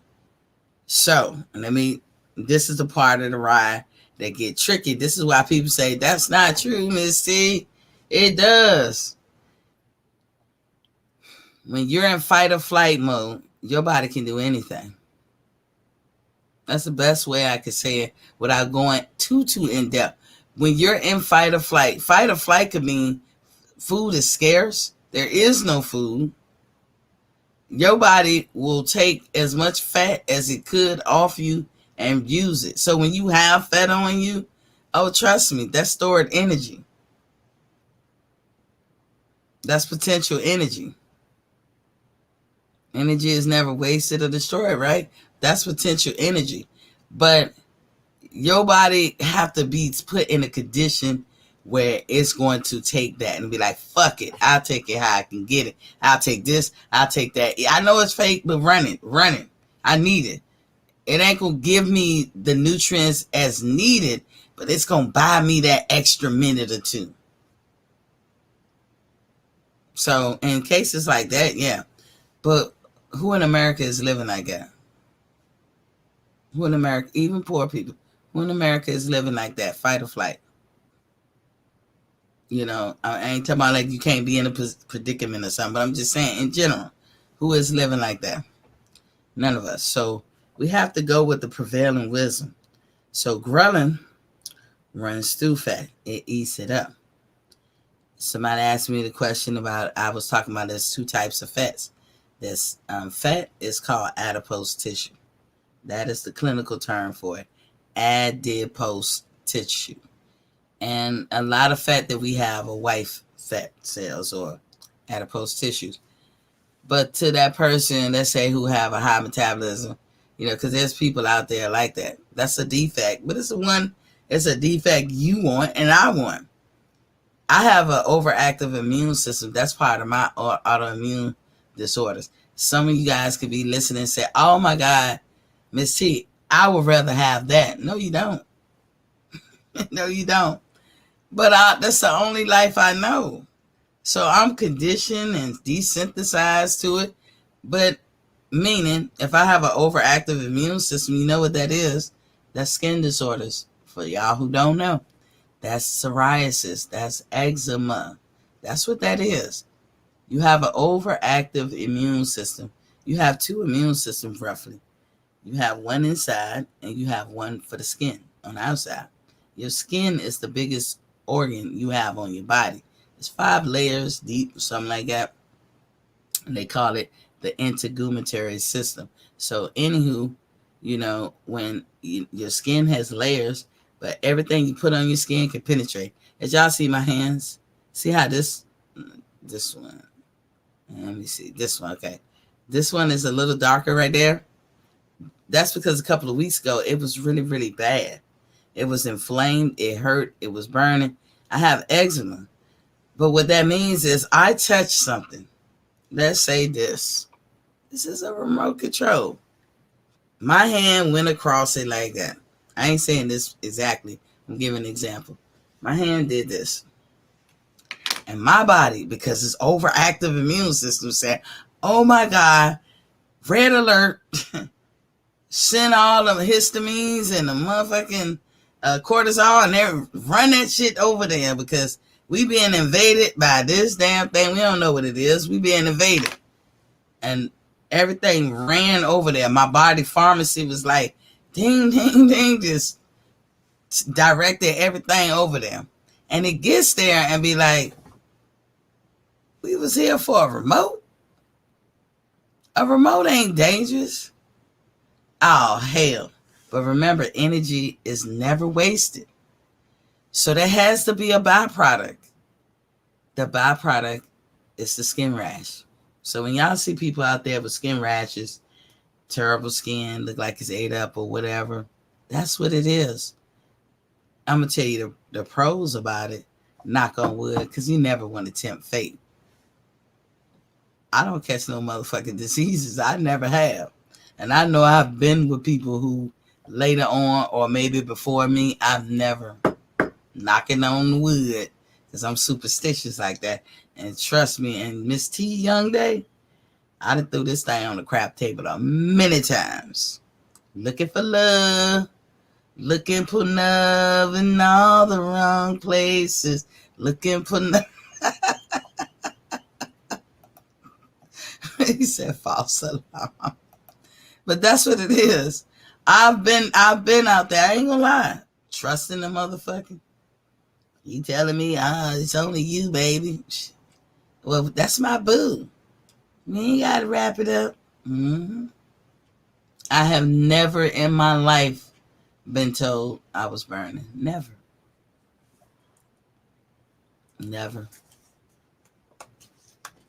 I mean, everybody get like bacterial infections, but that can be expensive. I used to get them just like anybody else, but I can get them from medicine. I've had cancer. I've gotten them for having them changing up my medicine and all this stuff. I'm just saying, but I've never been burning. I've never really got sick. I had the flu really, really bad when I was 9. And I probably lost like damn near 20 pounds in that little week or something. I remember that because I went from like 70-something pounds to 50 pounds. I remember my mom had to put me in this hot tub and I was sweating like hell. I had my 3 things on my taste bud. 3 of my taste buds had grew. Well, you know, like if you open your mouth and go like that, you don't see no taste buds. But at that time, I could see the big white ones. They're like flakes or whatever. And I was like, I don't know what was wrong with me, but I was sick as hell. Don't know what it was to this day. If I asked my mama, she don't even remember. So I really don't know. But I remember being sick there. And I'm always sick, but it's nothing that I caught. It's stuff that I have, like born with. You can't catch autoimmune disorders. And when you have an autoimmune disorder, then you have several type of ailments that you deal with. Overactive immune system is not the only one that I have. But that's what that is. And if you have a skin disorder, you have asthma and you have it severely. So that's 2, you know what I'm saying? And then I got hypothyroidism. That's 3. You know, I could go on and on and on. But mine's, you know, I've had to learn how to deal with them. They're debilitating and they make you socially inadequate. A lot when I was young, I didn't know what was going on, but I knew if I ate, I got sick. I always knew that. I was like, I can't eat. So me and my friends, you know, we young. You know how when you're young, you can run the streets all day. We at the club all the time. I never would eat or drink, not even water. Running the risk of being dehydrated. Why I didn't drink water? Because I always got sick. Just even drinking water. So, you know, when you experience dehydration a lot, that's not good. You're slowly but surely chipping away at your health, experiencing dehydration, and a lot of us do. This is why I'm always saying water check, water check. Our goal is to drink 100 ounces of water. Once you get to 100 ounces of water daily, and you can do that easily, shit, you can get to a gallon. You said, huh, sis? Yeah. So, that's what it is. That's what overactive immune system is. But would I trade it in for something else? No. I'm used to it. I wish I'll trade it in for nothing. Like, I don't want anything. Like, take that back. I don't have anything. But then I wouldn't be who I am, right? The hyperthyroid, I forgot what part it plays. So you have hyperthyroid, and then you got hypo. Anybody with hypo is going to have a weight issue, for sure. That's the telltale sign. Hyper, you're more jittery. You could probably not have a weight issue, but you can have a weight issue with hyperthyroid. Everything in your body, especially when it comes to hormones, you want it to be a balance. If you have, for men, I would say it like this: if you have more estrogen popping off in your body, let's say somebody gave you a pill and you taking estrogen pills, what's going to happen? You're going to start being and doing stuff that's kind of like unbecoming a dude. You know what I'm saying? Is that going to make you socially inadequate? Yes. Because if you got more estrogen, you could develop breasts. If you got more estrogen, you'll be a crybaby. Things will get to you. All of this stuff is not indicative of being a dude, socially and culturally, right? So anything dealing with your hormones, when there's an imbalance there, it's an imbalance everywhere. Because hormones begets hormones, begets hormones, begets hormones. Insulin is a hormone. The food reacting in your stomach are hormones. Those are the hormones. When I say you turn the light on, those are hormones. Triglyceride, all that crap, they are hormones. Vitamin D is a hormone. Vitamin B, all vitamins, they hormones. That's what they are. So you don't want the imbalance of hormones because you throw everything off. You don't want to be hyper and you don't want to be hypo. You want to be in the middle. Just like you don't want high blood pressure, you don't want low blood pressure. You want to be in the middle. Everything is like that. It's a balancing act. So hyperthyroid is like more, it's the opposite of hypo. Hypo is slow, lethargic, sleepy, gain weight. You look at some cookies, you put on 2 pounds. Just all of that. And you see how that is not good. Hyper is the opposite end of the spectrum. You're on fire. You're moving. You can't sit down and shit. You'll burst your heart. You'll bust your heart. Hyper can be just as dangerous. All that type shit can bust your heart. Oh, and while I'm at it, please, y'all, stop vaping. Dang. I smoke weed too. I do that too. I have habits like everybody. But stop that goddamn vaping. I just thought of that because I was saying you bust your heart. And that shit will bust your heart. You don't want that problem. You said, got it. Thank you. So, yeah. So, ghrelin, now we know what ghrelin do. Now we know again, and I will repeat this every show. We'll talk about it because there will always be somebody who will ask a question. And if y'all have any questions, email me at boxingfanstalk@gmail.com. Email me any question you got. I'll research it and I'll come out and say something, or I'll tell you I don't know. I'll tell you I don't know for real, but I can tell you if I don't know, I can tell you where to go find it or who better to ask that question. We talking about finding the health in us so that we can get better and so that we can operate better so we can be at our most optimum level. Okay? So we know, like I said, the ghrelin, what it do? The first job is to let you know, hey, you still on that fast. Just a reminder. I know you talked to old boy, but just when you think about it for a sec, we down here. We just wondering you still fasting or what you doing? That's ghrelin. That's how they would explain it to you, in a sense. I just try to explain it like painting a picture. But the second job ghrelin do is it's like Pac-Man. It just eats fat. And they eat the worst fat, which is white adipose tissue. Just eats it. Now, between the two, you got brown adipose tissue and you have white adipose tissue. White is hard to lose. Brown just burns. It loses. You prefer your body to always be brown. And that can happen when you eat clean. When you eat real sugar and you eat clean, the stuff, because I'm going to tell you, potatoes will put weight on you. Beans can put weight on you. Rice can put weight on you. And they are all good food, and we call them complex carbs. But they can put weight on you. So what if you you don't want them to put like permanent weight, like you just getting obese. It's a different kind of weight.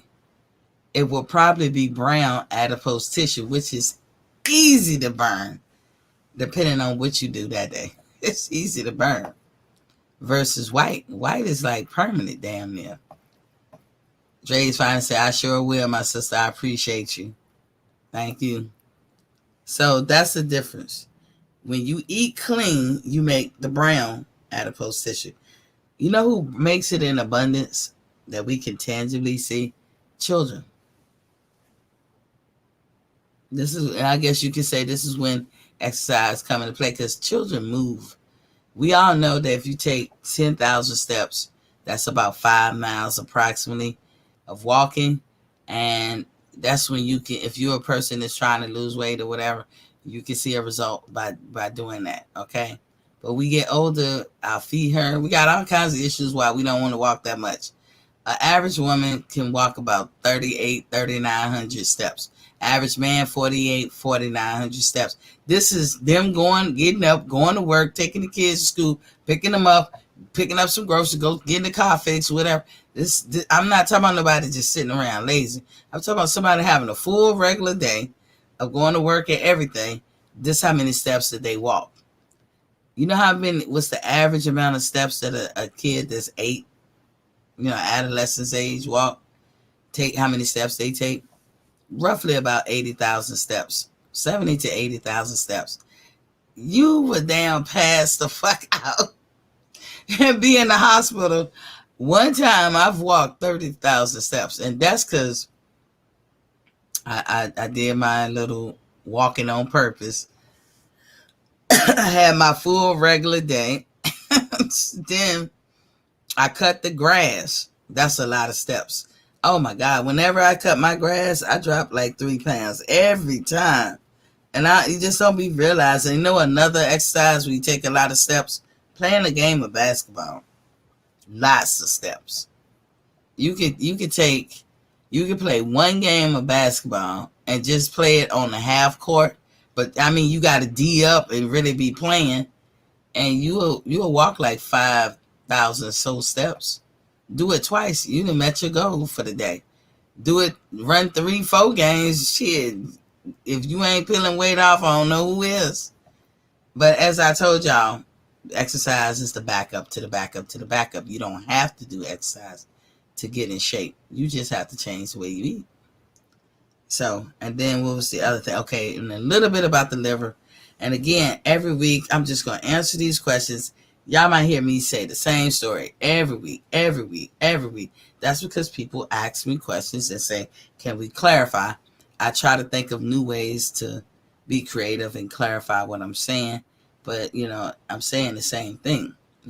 I like to paint a picture, because I think if people can visualize something, they'll be like, they'll get it. So the liver, right? Y'all understand when I say we took it from this state, this the food, in the mouth, change the state so you can swallow it, gets to the stomach, you flip on the lights, now you activated some hormones, you break your shit down, break it down even more because it goes into the small intestines, one way in, one way out, break it down even more. It does all that stuff, and then it got to go through filtering systems as well. Somewhere in that process, it's going through filtering systems. It could be going through the filtering system after the stomach. I think the stomach is the first stop. It could be after the stomach or after the small intestines filtering system. It has to. This is something it definitely goes through before it exits your body, which is the large colons, right? So that's what filtering systems are meant to do, to break down shit even more finite. Do you got one filtering system? No, you don't. You have several. Kidneys are filtering system. Livers are filtering system. Gallbladders are filtering system. And spleens are filtering system. And believe it or not, don't let nobody tell you don't need none of them, because you need all of them. The only filtering system that you really don't need these days is your appendix, because there was a time that human really ate serious roughage, more than this salad shit that we eat now. Like, we were eating roughage like gorillas eat. That's why they say primates are our closest relative.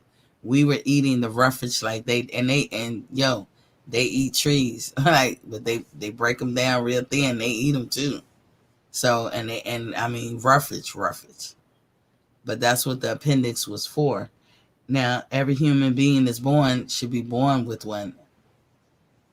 If you come in, without any defects, you're born with an appendix. Because we have evolved in how we eat, we don't use it no more. So that part of us evolved. It's detached from the colon. If we don't bother it, it won't bother us.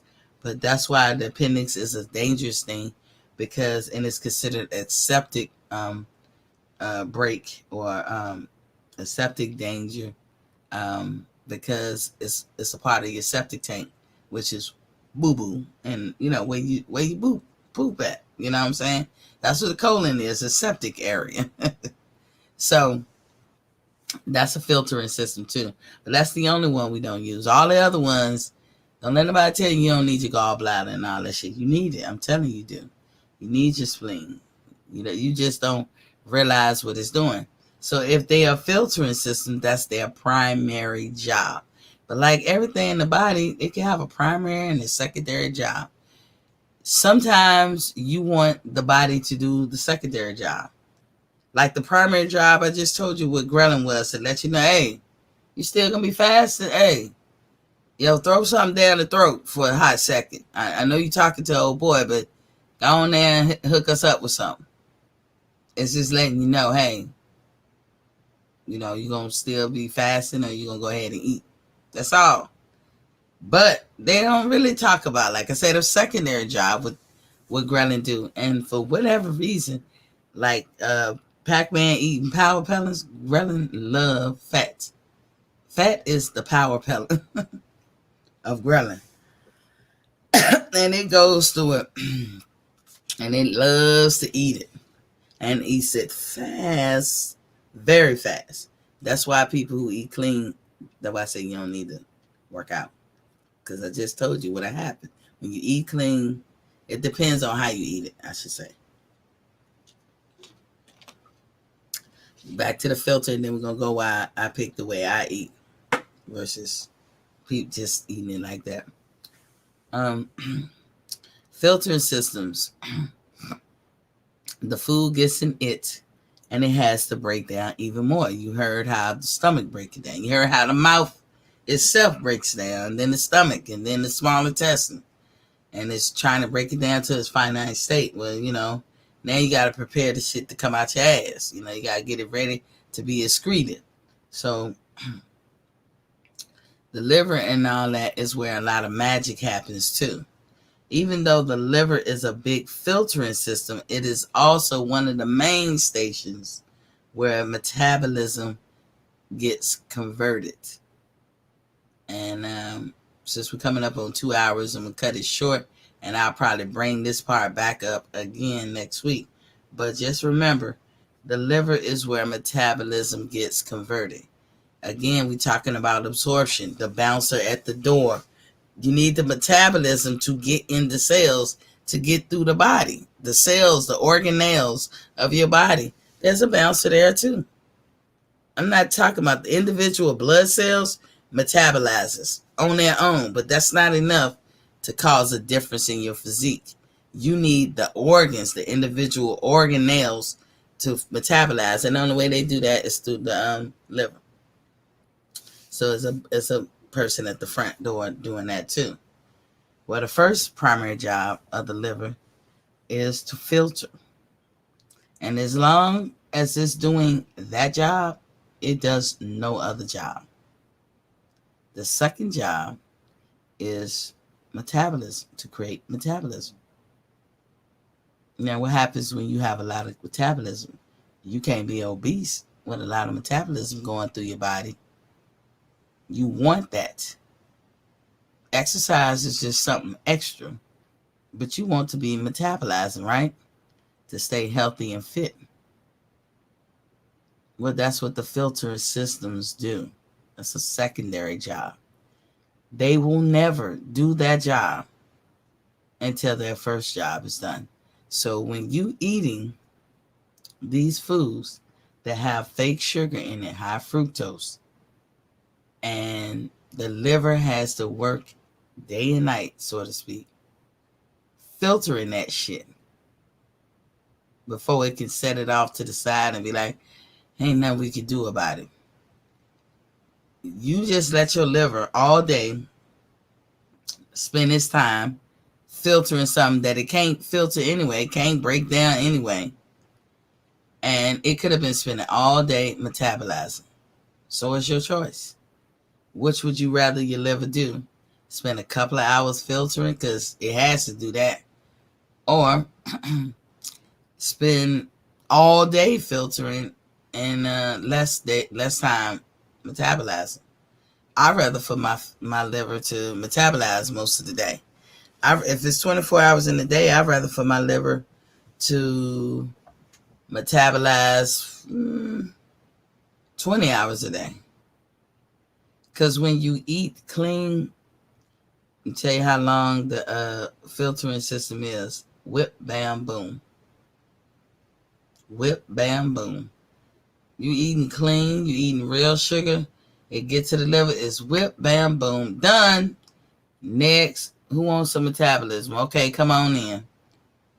You eat some shit that cheeseburgers, pizza, stuff that you shouldn't be eating, and your liver's like, oh, damn. Metabolism, can you come back tomorrow? Okay, can I put you on hold? I got to spend all day filtering. Now, a lot of people say, I need protein, I need the meat. This is why you don't eat meat. It takes them 7 days sometimes to digest meat. This is what they talking about, y'all. When they be like, it takes them this long to digest this, that, and the other. It takes days to digest meat. That means your liver and other filtering systems is trying to filter that shit out, and it's taking days. That's days that is not metabolizing, and you wonder why you're gaining weight. It is what it is, y'all. You need a thyroid gland to have a healthy balance of metabolism in your system. You just do. I don't have one. Lost mine when I was 24. I ain't lose it. They took it and killed the rest with radiation. But I don't have one. So I'm already at a deficit, between you guys. I envy you guys, not in a bad way, in a good way, that you guys have y'all thyroid gland, because you don't want that life. You don't want that life without one. It's a suck-ass life. Your quality of life changes. You have no control over your body. Your body does what it wants. But next week, next week when I pick it back up, we're going to pick back up into the thyroid and filtering system to go a little bit more in depth, and it's just a repeat. And we're going to keep repeating until this shit becomes second nature to you. Dre's Finest. Can it break down corn? Corn is not nutritional, so therefore your body. That's why corn is, it's not bad. Corn could be, it's not fibrous, but it can be used kind of like that. If y'all think of fiber, when you hear people say fiber is good for your diet, it is. It just acts as a broom. Just think of it like that. In your colon, you can get shit splattered against the wall and stuck, and it just won't move. It's slushy. It just won't excrete from your bowels or whatever. And that's what fiber is. Fiber cleans all that shit out. It just, and your large intestines are large. They're really, really, really big. So in this whole process that we've been talking about, once the food gets there, it goes through a process even in there. It has to go through a breakdown even in there. But the fiber helps everything. It's like it's sweeping out that hard slush. I like to think of corn as kind of fibrous. But corn, you can eat corn, and it can go through all that process, even the acid in the small intestine, and then come out in the large intestine still intact. Has no nutritional value. It can't hurt you, that means. So corn is not bad to eat in its proper state. Now, don't take it and hybridize it and turn it to high fructose and all that shit like man does. Because corn is where high fructose syrup and all that shit come from. Dre's found 7 to 8 days is a fact. Yeah. And he said, I heard that corn doesn't break down. It don't. You can't break it down. This is the living proof What I mean by when your body can't break shit down, it can sit it off to the side, turn as fat. But corn will come out. So when you do poop out corn, you poop out like 3, 4, 5 kernels, right? Okay. But you ate a whole plate of corns. Where the rest of them? Fat. Them 3, 4, 5, 6 ones that showed up in your poop, they the survivors. They they made it through the journey. In one end and out the other. But the rest turned into fat, unusable shit. So, but corn is not bad. It's not going to hurt you. Marshmallows is also not bad to eat. And it tastes sweet, right?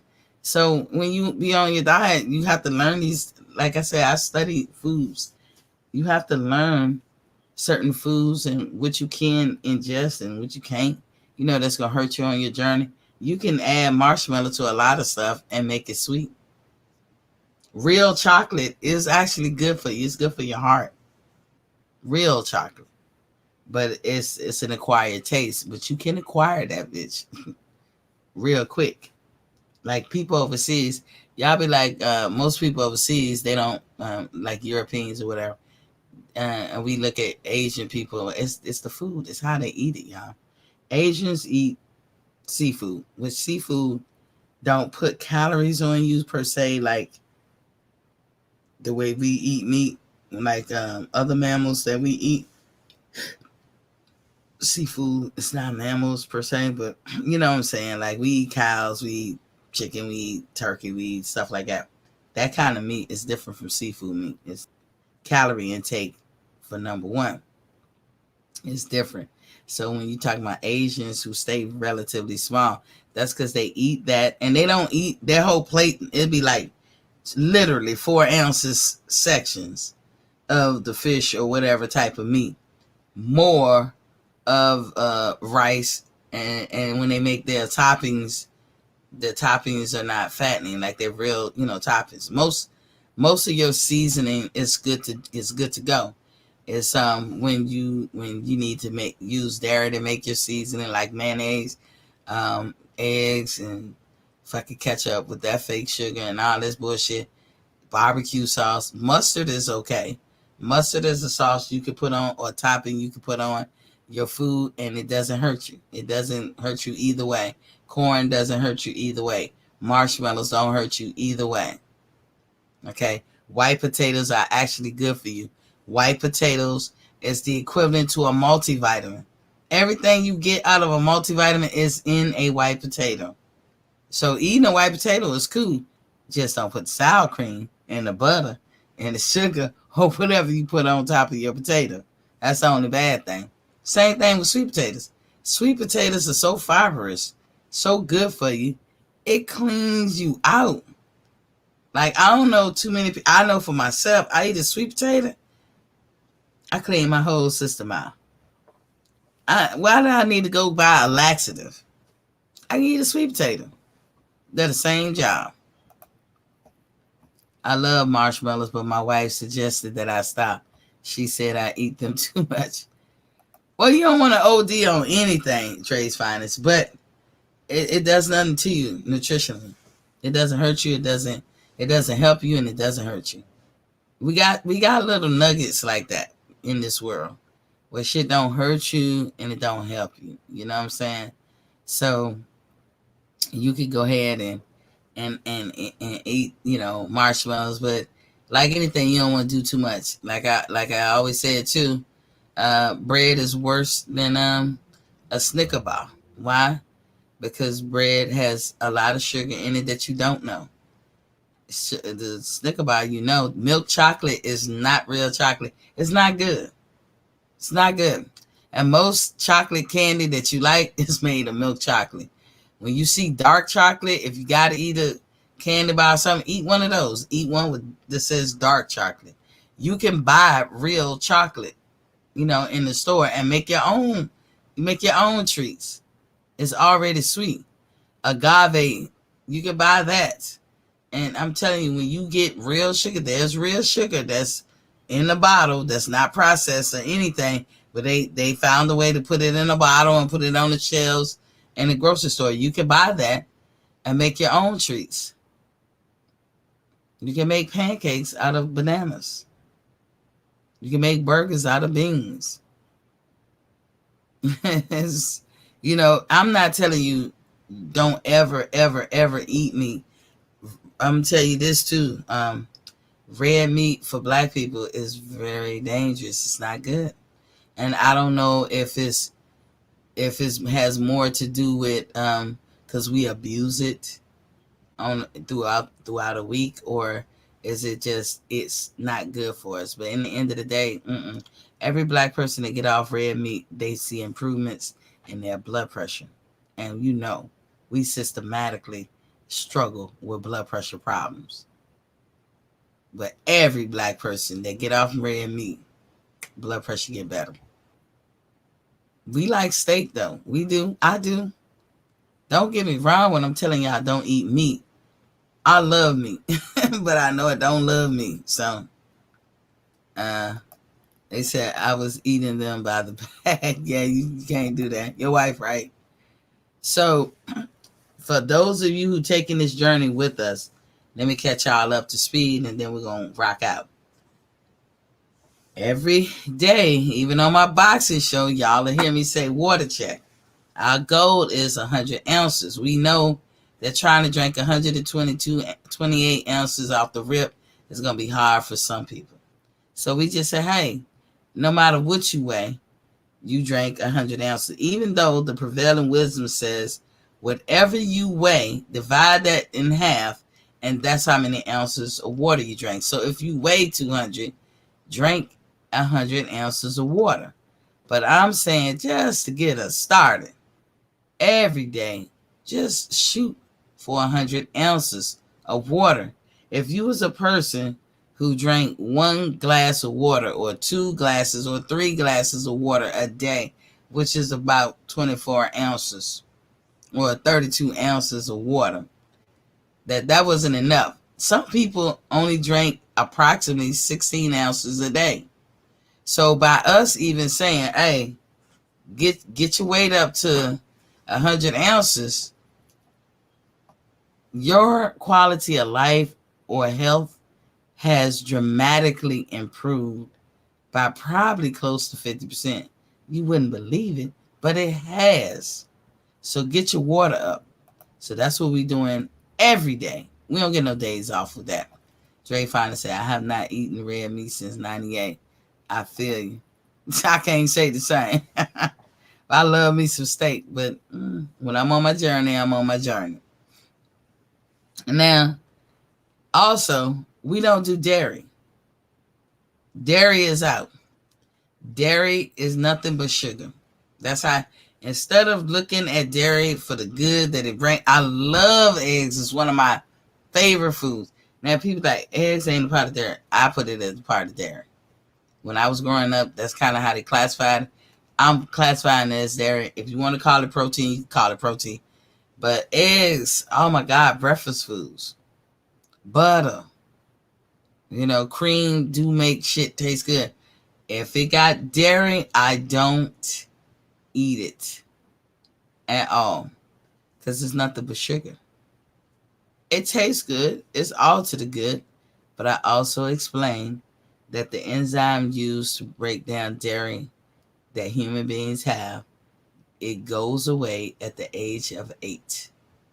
Up until you're 8 years old, you have an enzyme that helps you break down dairy. When you become 9, you don't have that shit no more. When you become 8, you don't got that. It goes away. So if you in your 20s and 30s and 40s and you drinking milk, shame on you. You should have been the fuck off milk when you was 1 year old and your parents kind of started weaning you off their milk or whatever type of baby milk formerly you was drinking then. The fact that you could be 15 drinking milk, shame on you. But we don't say shame on you to up until the, I don't be as stringent. Like, you should get off milk after you 1. You should not be 2 years old drinking milk at all. You look at any mammal, they don't do it.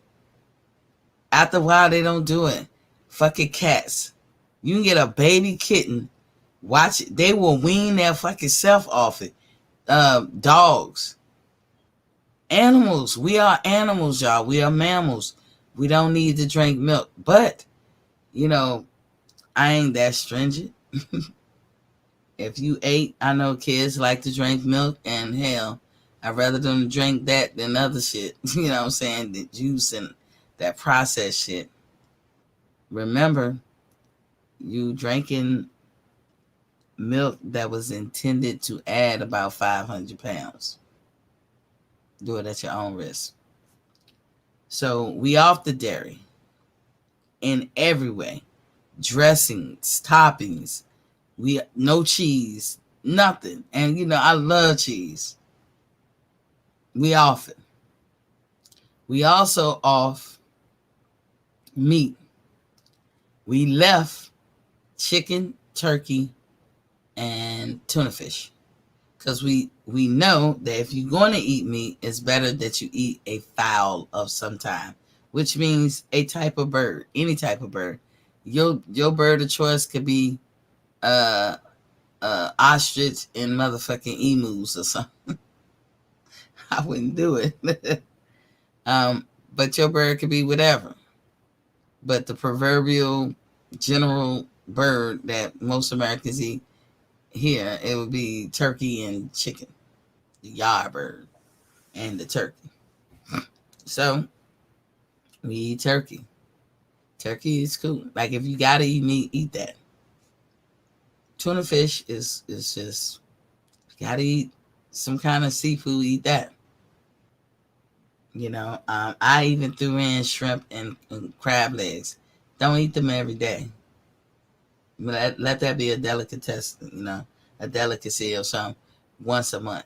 But if you gotta eat, the reason why I said that, because they don't affect you calorie wise as other things can. They just don't. And you steaming them, whatever. I can eat a whole bag of crab legs, still be like, I ain't that hungry or whatever no more. Or I never be like, oh, I'm still hungry, or something. I could be satisfied. But you also got to change the mindset of how you eat. You eat, how they said, you eat to live, not live to eat. Yeah. You eat to live, not live to eat. Because that means you never supposed to eat until you full and you got to lean back in the chair and unbutton the damn pants. That's not the time to stop to eat. That's not how you're supposed to eat. You eat, if you put a portion on your plate, and you can even measure it if you want. A good way to do it is 2 tablespoons full. Whatever you eat, just grab 2 tablespoons full, put it on there. Meat, put 4 ounces of meat. Eat your food, and guess what? I guarantee you, if you drinking water like you're supposed to, you can't. If you doing certain things like you're supposed to, you wouldn't overeat. This is, go back to the old school of eat your salad first, then eat your food. There you go. Put the roughage before the regular food. This is when when you get off your journey and you're going back to your regular normal routine. That's my diet: turkey, fish, and chicken. It's hard for me to get away from the yard bird. Indeed. When I have my moments, as y'all know, I always talk about the fact that I have damage done to me from my autoimmune disorders. I can't repair them. I can't fix them. So sometimes I'm on a lot of medicine. I take like 10 pills a day anyway, just to live. And I want to knock out 5 of them. That's my goal. But some of them I can't never not take. Like for my thyroid, I don't have one. So that autoimmune gave me, like I said, I have several autoimmune things. And one of them, sometimes the one big one, like the thyroid, it's a domino effect to a lot of other stuff. So one of them is edema. I have edema, and that's the hardest one to deal with for me. That's the one that make me fall back, and people be like, oh, you want to go here? You want to do this? Let's take a cruise. I be like, mm-mm. Because if I have an attack, like I have to be. I don't know. I can't even explain it. It's debilitating because there's a lot of things I won't do or go, and I'm well within my age group to do, and I just won't do it because of that. And what that is swelling. I just swell. Every month I have swelling, but that's why I say, when you lose an organ or you don't have something, it's just domino effect. You throw an imbalance anywhere, it's an imbalance everywhere. And me not having the thyroid gland threw off my whole system's balance. So I swell all the goddamn time. And when it's in from my neck above, I have to go to the ER because then it becomes life threatening. But man, sometimes I gotta go because it's painful as a bitch. Like one time my nipples were swollen. Nigga, that's pain like a motherfucker. My eyes got a little watery. Think about that shit. I'm like, God, please don't put it in that spot. Like I swell everywhere. Every piece of me has swelled before my eyebrows, my eyelids especially. Y'all would see that more than anything. My lip, I was looking like Woody Woodpecker, like a mother. I was like, if they go any bigger, they're gonna split in half. I'm scared to say I never had my nose swell. I don't want that neither. I had my ears swell so bad that I dropped to my knees one day and I was crying like a bitch. And I didn't know. I said, it's my ear. And the people was like, where? And I, don't touch it, don't touch it, don't touch it. And their hands right there. I'm like, please don't touch it. Like I could feel their hands. I don't know what the fuck that was. But I had to go to the ER and get a cocktail. And pretty much I'm forever on some kind of steroid. That's what I'm basically saying. All that to say. And it's not the steroid like Arnold Schwarzenegger. You be like getting out there. Because as y'all see, I have a regular girl's neck. I got regular girl eyebrows, regular girl hands. I'm not talking about, those kind of steroids that make motherfuckers buff and shit. I'm talking about steroids to live. Steroids are good medicine. They really are. They can save a life. I would venture to say, and I don't know that to be true, but like I carry an EpiPen, and I bet you some kind of steroid is in it because it addresses swelling. When you're talking swelling, you're talking steroids. And if y'all didn't know this, your adrenals in your body that works hand in hand with your thyroid gland. When I don't have the thyroid gland, you know what the prominent organ became for all things hormonal? That my adrenals. What is the job of the adrenals? To pump out medicine to your body. What's the main medicine they pump out? Cortisol. Why does cortisol pump out? Because you're swelling. Why do you swell? That's the only way your body can heal and fix something. Do y'all see the domino, the chain reaction? Once you know all that stuff, but cortisol also in a chronic state of being released all the time, which mine was, because now the adrenals is the primary organ, not the thyroid. So it's always released cortisol. Cortisol also makes people fat. See what I'm saying? But I'm going to write it down. Hopefully I remember to pick up where I left off. We're going to be talking about the thyroid conversion and why people be becoming obese. But again, we're finding the health in you. We find out what makes you sick. We take that completely out your diet or your daily routine, and then we start you on a new journey that you can follow for life. If you go back to all that other stuff, then you already know. Some people going forward would say, you know what, I clean my body out 3 or 4 times a year. And that's good enough. And it may be. Because I'm telling you, you really only need about a good month to clean your body out.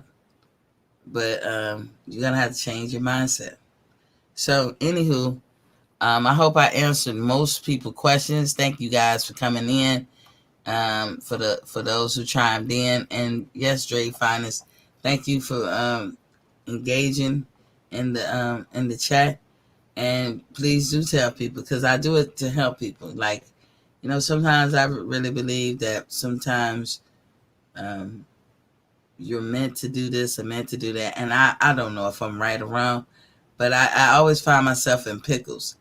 And the only way that I feel good about getting out of it, because I research, I find out what's going on, and then I tell people, I share my information, and they don't walk in the same pitfalls that I do. I really think sometimes that that's what I'm supposed to do, because I so freely share it. Like, somebody can ask me, T, you're glowing. How are you glowing? I could ask that to another woman and she would not tell me. You ask that to me, I'm the water. I drink this much water a day.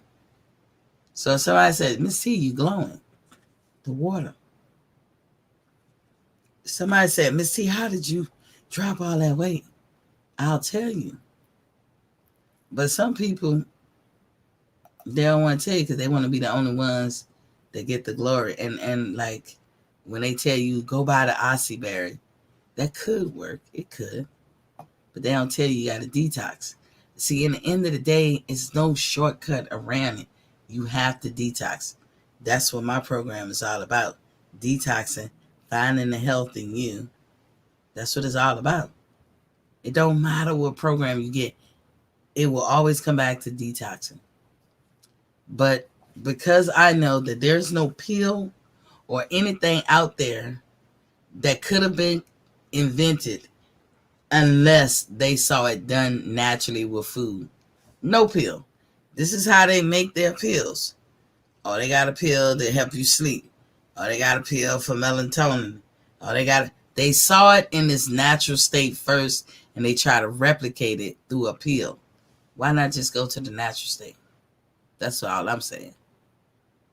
You want a pill, you want something that's going to take away your hunger, eat grapes. I gave that for free. Not that it's mine to give. A lot of people don't know that, though. You want to take away hunger pains and have no side effects, eat grapes. Get you a bowl of grapes. It don't have to be no big bowl, like a little bowl. Put you a handful of grapes in there. Get them big grapes. In the middle of the night, you got a problem eating. In the middle of the night, this is how you wean yourself off. In the middle of the night, get you the grapes you like. Sit there, eat them one at a time. Chew it all the way up. Finish it. Grab another one. Chew it all the way up. Finish it. By the time you get to the fifth one, your ass ain't hungry no more. It is a natural appetite suppressant. That's what grapes do. It does a lot of other stuff too. But that's what kind of time I'm on with this. I think about what the foods do. And if they got a pill for it, there's food for it. So just remember that. And remember, when you know better, you do better. And thank y'all for coming in to the show. I didn't play the intro today. I don't know why. But I'm going to make sure I play it on the way out. Thank y'all. And remember, if you want to go on the journey specifically made for you, contact me at boxingfanstalk@gmail.com. That's boxingfanstalk@gmail.com. You can contact me specifically. We can make up a detox regimen for you. And it's just to get you on your way. You can get very creative however you want. But that first one, you got to do it how I prescribe, and then you'll see how we'll get creative. But the whole point is to clean your system out. And then the whole point is finding the health in you. Finding what makes you healthy. That's the whole point. And that's the approach of the product. That's how I approach it. That's how I put it out there. And I've helped many people. And I would love to help you. Just let me know. boxingfanstalk@gmail.com. And tomorrow, we had a good weekend of boxing. I will be here bright and early in the evening tomorrow. Remember, I come on Monday through Friday at 7:30 p.m. That's Monday through Friday, 7:30 p.m. Eastern Standard Time. I'm not going back on Facebook. I think there was somebody, doing some nefarious shit, and I'm gonna leave it right there. But I'm not fucking with Facebook. Come on, not with this. But I'll see y'all Monday, and then Fridays we have Grown Woman Talk. So I try to be, you know, versatile, if you will, because I'm one person. I do many things. I have many talents, and so I just do what makes me feel good. And sharing information does make me feel good, by the way. So thank y'all for listening, and I'll see y'all next week.